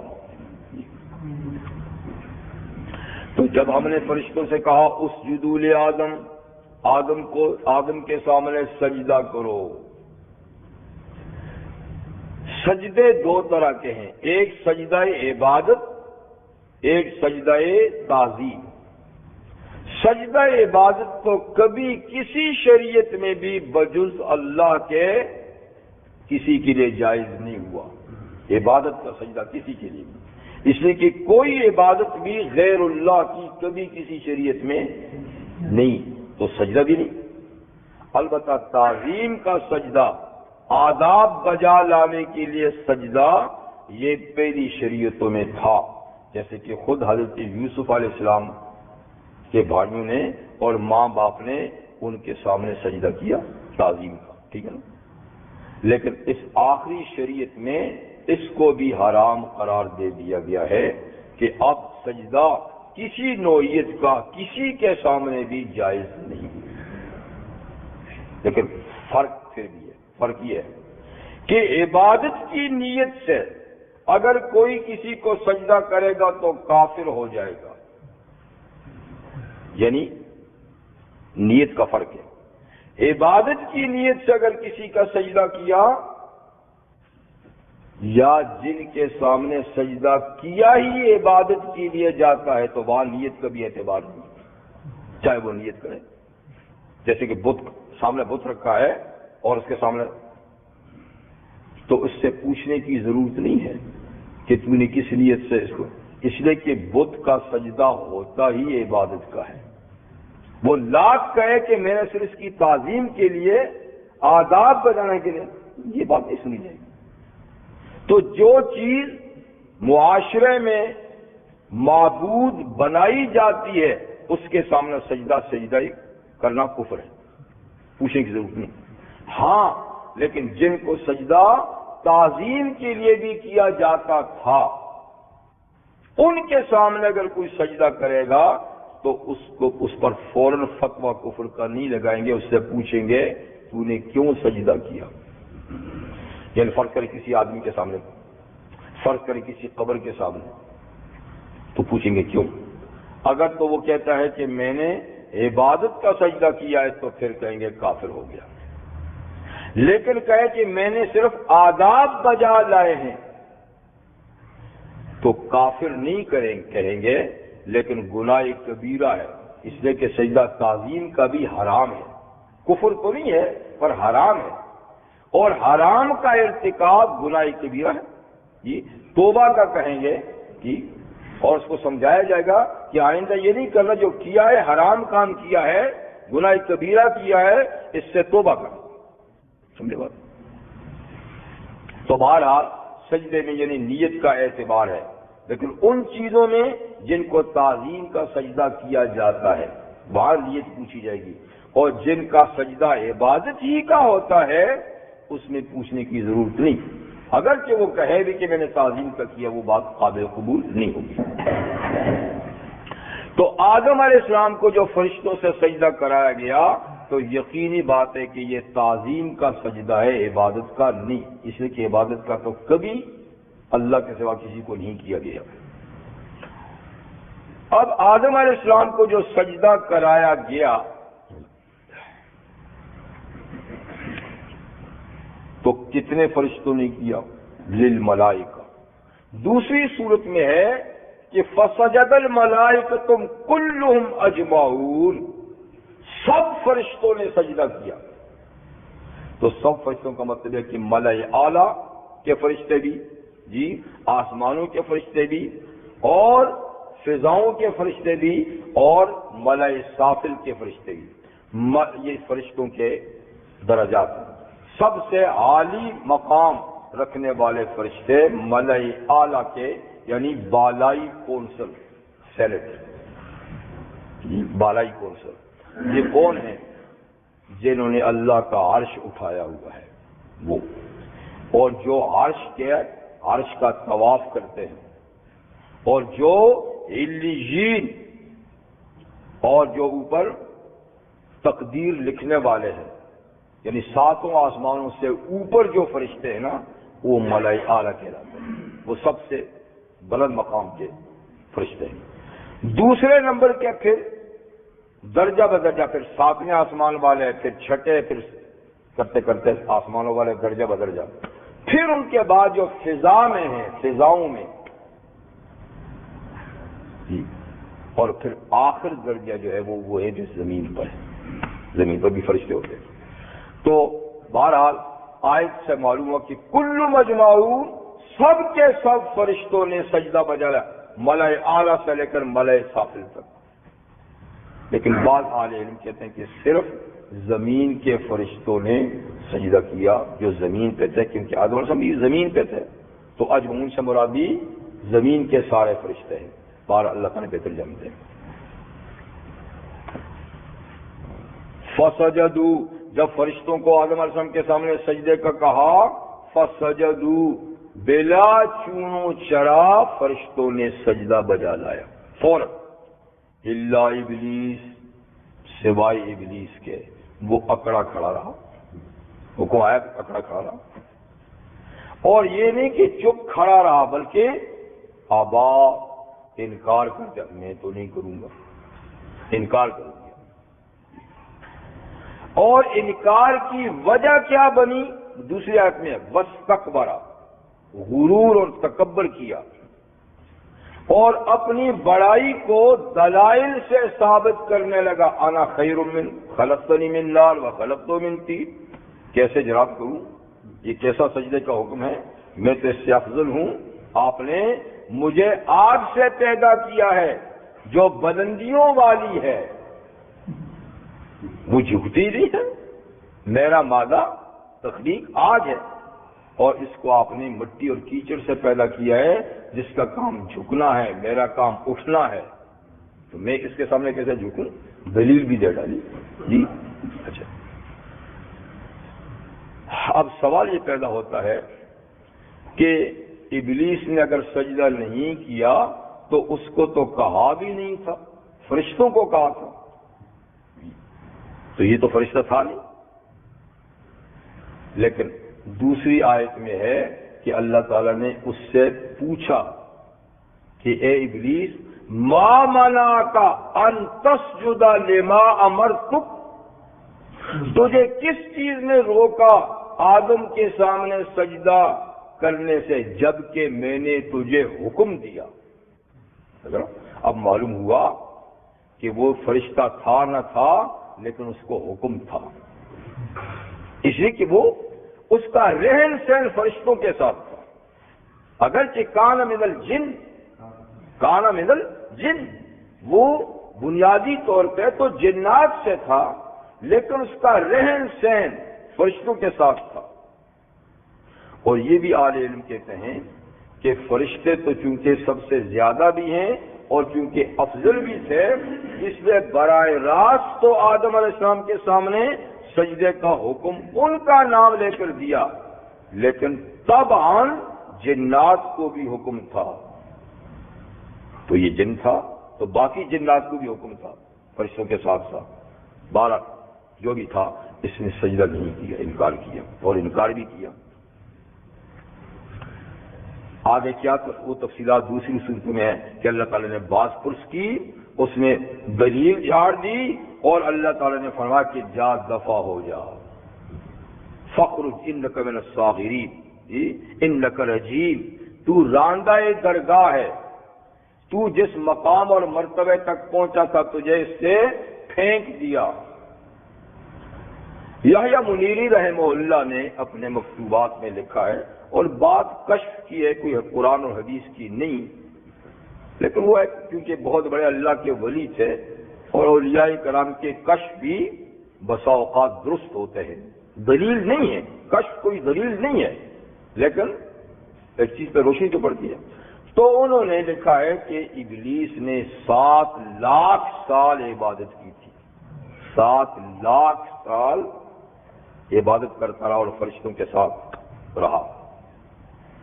ایک سجدے کے انکار سے 7 لاکھ کی عبادت ڈھیر ہو گئی۔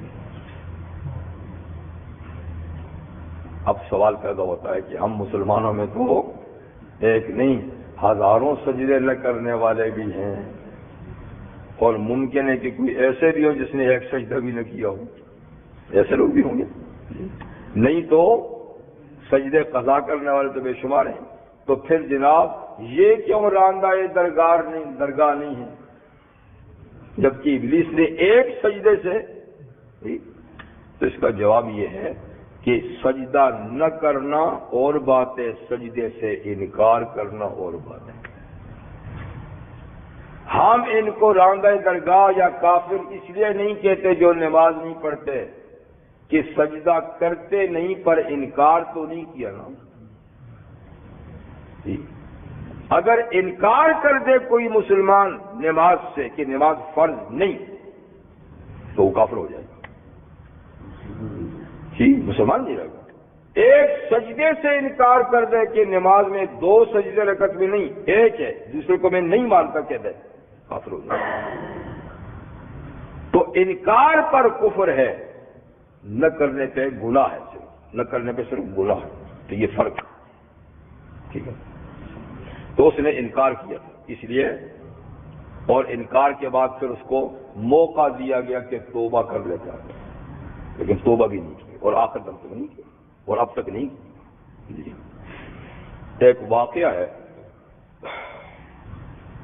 کہ ایک دفعہ حضرت موسیٰ علیہ السلام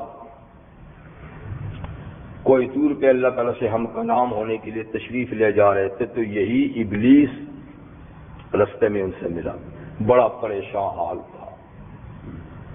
موسیٰ علیہ السلام سے کہا کہ آپ کہاں جا رہے؟ کہ اللہ سے میرا ایک کام کر دیں گے؟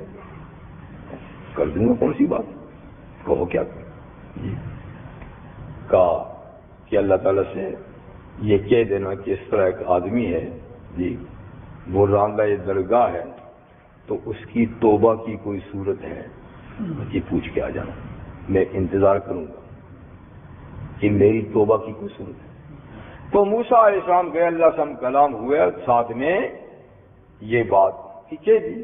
اللہ تعالیٰ فرماتے ہاں کیوں نہیں، توبہ کا دروازہ تو کھلا ہوا ہے، وہ جس نے آپ کو کہا ہے توبہ کا دروازہ کھلا ہے، اس کو آپ کہہ دیجئے کہ اس وقت نہیں کیا تھا تو اب ان کی قبر کے سامنے جا کر سجدہ کر لیں، تعظیم کا سجدہ معاف کر دوں گا۔ تو موسیٰ صاحب واپس آئے تو پھر رستے میں ملا تو آپ چلے گئے، اور جناب میں نے آپ کو ایک درخواست کی تھی، آپ نے میری درخواست پیش کی، ہاں مجھے یاد آ گئی، پیش کی تھی، کیا جواب ملا؟ یہ تو آسان بات ہے۔ وہ کہتے ہیں اس وقت سجدہ نہیں کیا تھا تو اب جا کر قبر کے سامنے کر دیں۔ لو جی یہ تو بڑی اس سے بھی عجیب بات ہوئی، جب زندہ تھا خلافت کا تاج بھی سر پہ تھا، ساری کائنات سجدہ کر رہی تھی، اس وقت تو نہیں کیا، اب مٹی کو خاک کروں گا، دیکھا وہی غرور، وہی تکبر کہ یہ تو بات ہی نہیں، یہ تو تک ہی نہیں ہوتا، یہ تو تک ہی نہیں بنتا۔ تو مقصد یہ ہے کہ جو راندہ درگاہ ہو جائے نا تو پھر اس کے آنے کے راستے مسدود ہو جاتے ہیں، پھر اس کو توفیق نہیں ملتی۔ آنے والوں کو توفیق مل جاتی ہے جلد یا دیر، جو نہ آنے والے کو توفیق ہی نہیں ملتی۔ بہرحال ابلیس نے انکار کیا اور وہ اپنے منصب سے الگ کر دیا گیا، اور اسی وقت سے آدم علیہ السلام کے ساتھ اس کی ٹھن گئی کہ اچھا اس کے سامنے سجدہ نہ کرنے سے میری لاکھوں برس کی عبادت گئی، میرا وہ مقام جو فرشتوں کے ساتھ تھا وہ سارا گیا اس کی وجہ سے۔ تو دل میں حسد پیدا ہو گیا، لیکن یہ بڑی خطرناک بیماریاں ہیں۔ تکبر تو پہلے سے تھا جی، اور اب حسد بھی پیدا ہو گیا تو ایک اور بیماری آ گئی کہ میں بھی دیکھ لوں گا ان کے ساتھ، میں بھی دیکھ لوں گا۔ تو اللہ تعالیٰ نے اس سے آدم علیہ السلام اور ان کی بیوی کو باخبر کر دیا کہ دیکھو ابلیس نے سجدہ نہ کرنے کے بعد دشمنی مول لیے، اس سے ہوشیار رہنا، یہ دشمن ہے، اور دشمن بھی کوئی چھپا ہوا نہیں، دشمنی کا اس نے علل اعلان کر دیا ہے، اور قسمیں اٹھا کر بھی کر دیا، کیونکہ اس نے پھر اللہ تعالیٰ کے حضور قسم اٹھائی تھی نا، فَبِعِزَّتِكَ لَأُغْوِيَنَّهُمْ أَجْمَعِينَ، اے اللہ تیری عزت و جلال کی قسم میں سب انسانوں کو اب گمراہ کر کے رکھوں گا جن کی وجہ سے میں گیا ہوں جی۔ ہم تو ڈوبے ہیں صنم، ہاں تو اس لیے فَبِعِزَّتِكَ لَأُغْوِيَنَّهُمْ، ہم ان کو ضرور گمراہ کروں گا۔ پھر اس کے طریقہ کار بھی اللہ کو بتاتے کہ کیسے کروں گا۔ ثُمَّ لَآتِيَنَّهُم مِّن بَيْنِ أَيْدِيهِمْ، میں سامنے سے آ کر بھی ورغلاؤں گا، وَعَنْ أَيْمَانِهِمْ وَعَنْ شَمَائِلِهِمْ، دائیں سے بھی بائیں سے بھی ہر طرف سے ان کو میں یعنی گمراہ کروں گا۔ وَلَا تَجِدُ أَكْثَرَهُمْ شَاكِرِينَ، اے اللہ آپ ان میں سے اکثریت کو شکر گزار نہیں پائیں گے، کچھ تیرے بندے ضرور ہوں گے جو میرے داؤ پیچ میں نہیں آئیں گے، لیکن اکثریت جو ہے نا ان کو میں بگاڑ کر رکھوں۔ تو اللہ تعالیٰ فرما جا کر جو کرتا ہے جیسے کرتے کر۔ تو خیر باخبر کیا، فَقُلْنَا يَا آدم، ہم نے کہا اے آدم، إِنَّ هَذَا عَدُوٌّ لَكَ وَلِزَوْجِكَ، یہ شیطان ابلیس یہ تیرا بھی دشمن ہے، تیری بیوی کا بھی، اس لیے اس سے ہوشیار رہنا۔ کب؟ جب ان کے سر پہ تاج خلافت سجا کر جی، اور فرشتوں سے خلافت کی سلامی دلا کر، پھر خلافت کے مقام جنت میں بھیج کر اللہ نے یہ بات کہہ دی کہ دیکھو جس نے سجدہ نہیں کیا تھا جی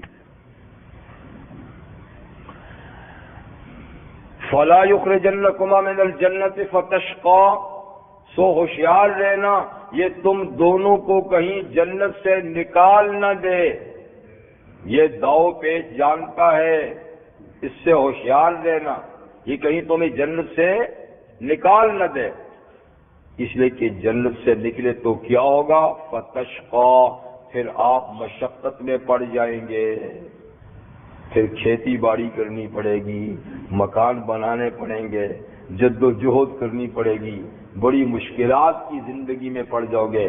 یہاں تو بڑے سکھ اور آرام کی زندگی ہے، بنا بنایا گھر ہے، بنا بنایا باغ ہے، پکی پکائی روٹی ہے، جی کپڑے پہننے کی ضرورت نہیں ہے، خود پہنائے جا رہے ہیں، سب کچھ خود بخود ہو رہا ہے جنت میں۔ اور اگر یہاں سے چلے گئے تو مشقت کی زندگی میں پڑ جاؤ گے، اس سے ہوشیار رہو، یہ کوئی ایسا کام نہ کرا دے کہ تمہیں یہاں سے نکلوا دے۔ باقی یہاں کا معاملہ، جنت کا معاملہ، اور جنت میں آپ کے حقوق کیا ہیں، سو وہ یہ ہیں کہ ان لک الا تجوع فیہا ولا تعری، اے آدم آپ کے لیے اس جنت میں یہ حق ہے جو ہم نے دیا ہے کہ آپ اس میں بھوکے نہیں رہو گے، بھوکے ولا تعری، اور آپ ننگے بھی نہیں رہو گے،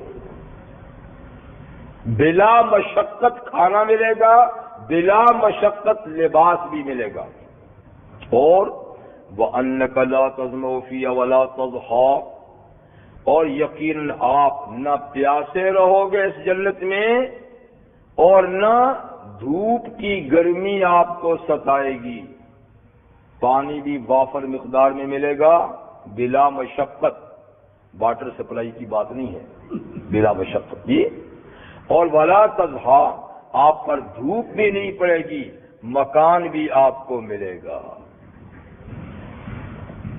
تو اللہ تعالیٰ نے اس آیہ کریمہ میں انسان کے بنیادی حقوق بتا دیے۔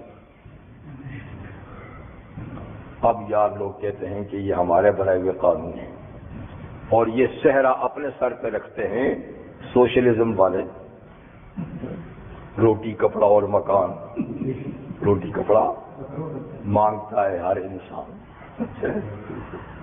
اللہ نے بغیر مانگے ہر انسان کو، تم روٹی کپڑا مکان کہتے ہو، پانی کا نام ہی نہیں لیتے ہو، یہاں پانی کا بھی ساتھ میں نام ہے، پانی۔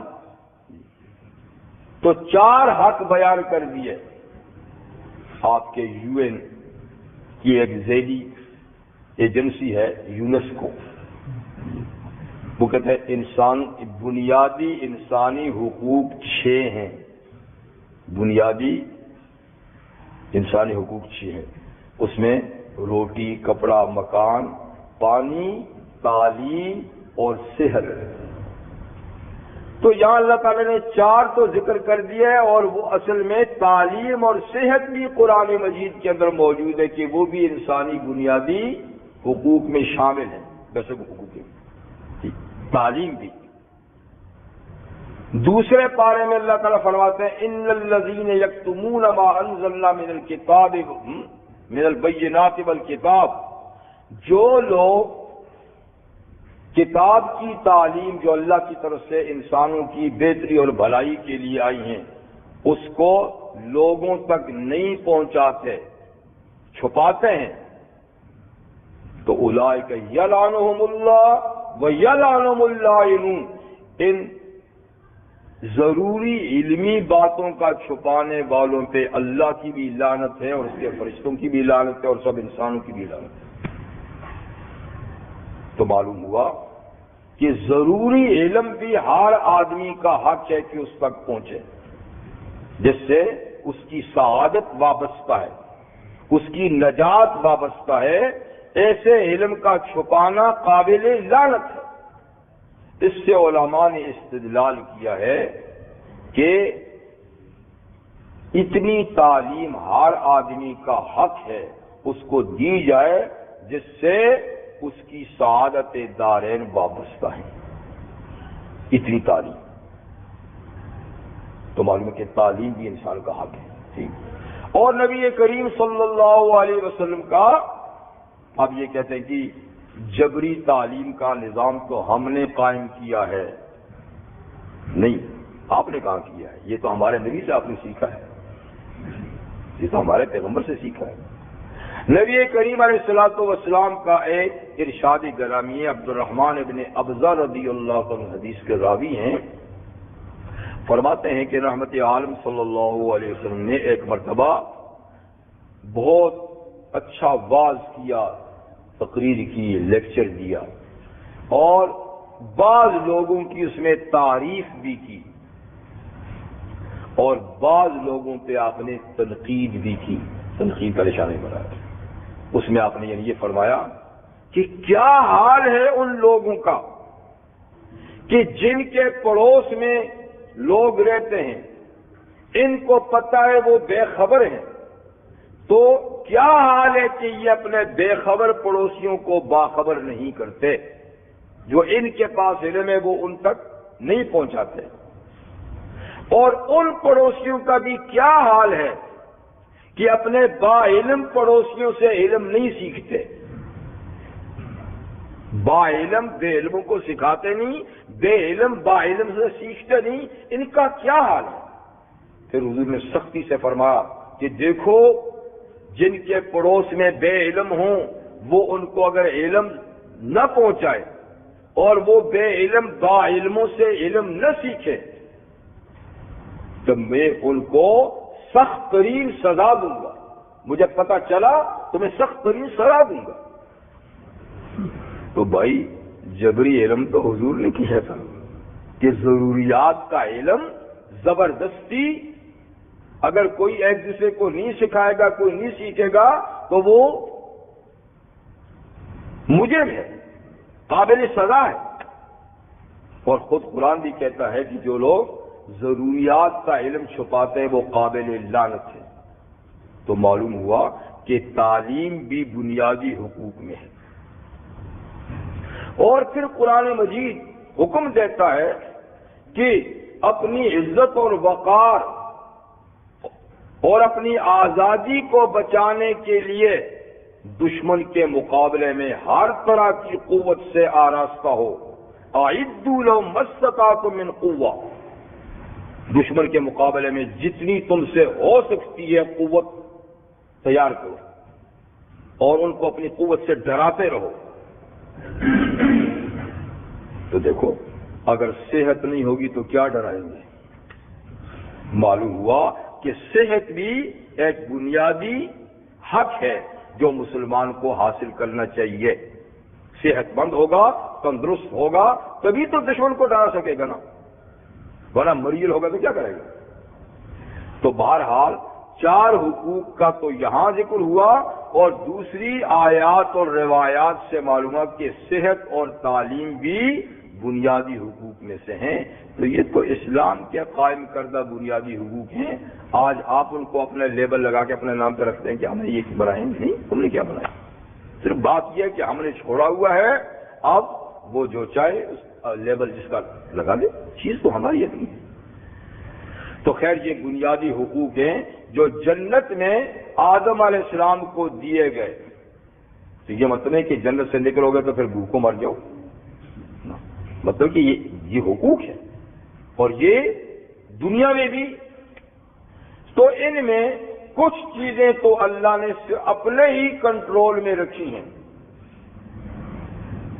انسانی حیات، انسانی زندگی کی بقا کی کچھ چیزیں تو اللہ نے کسی کے کنٹرول میں نہیں دی، جس میں ایک ہوا ہے.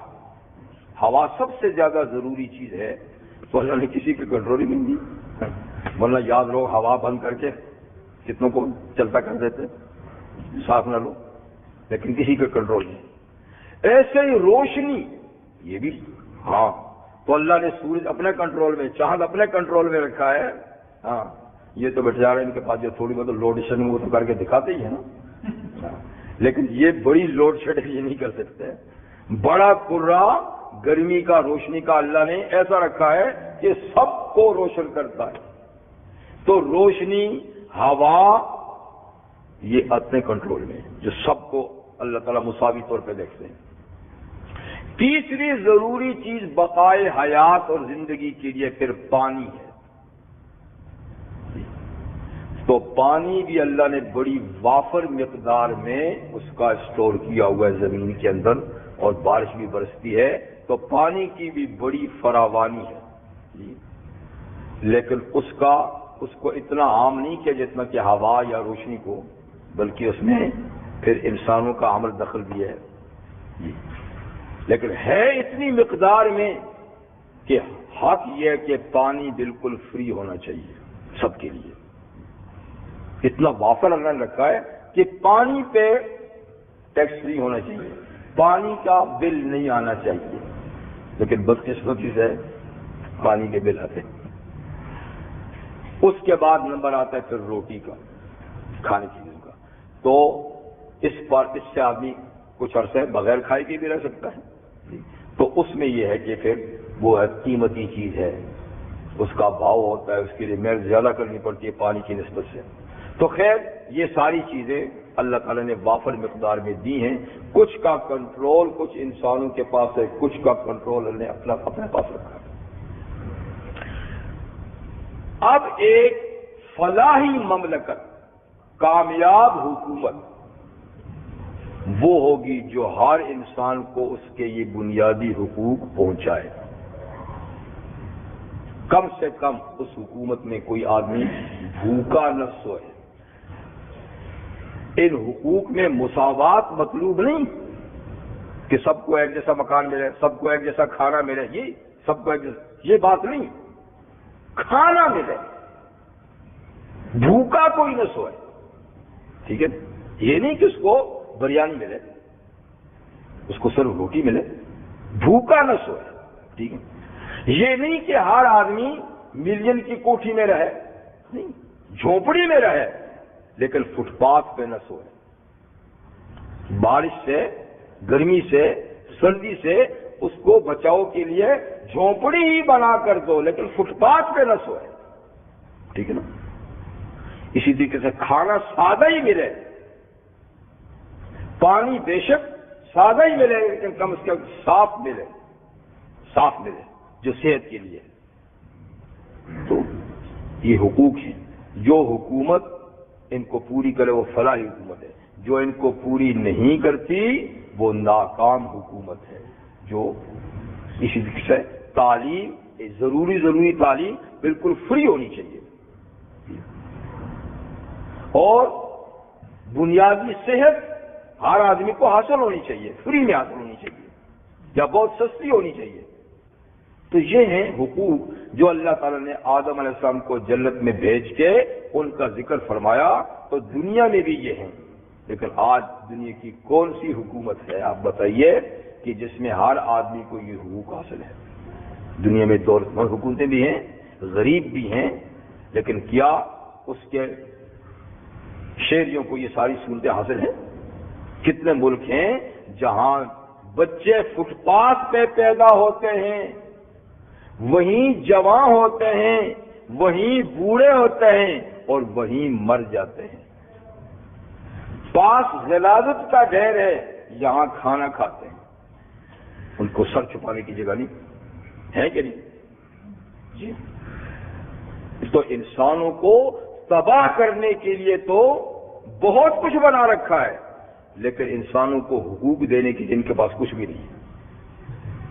حقوق دینے کے لیے کچھ نہیں.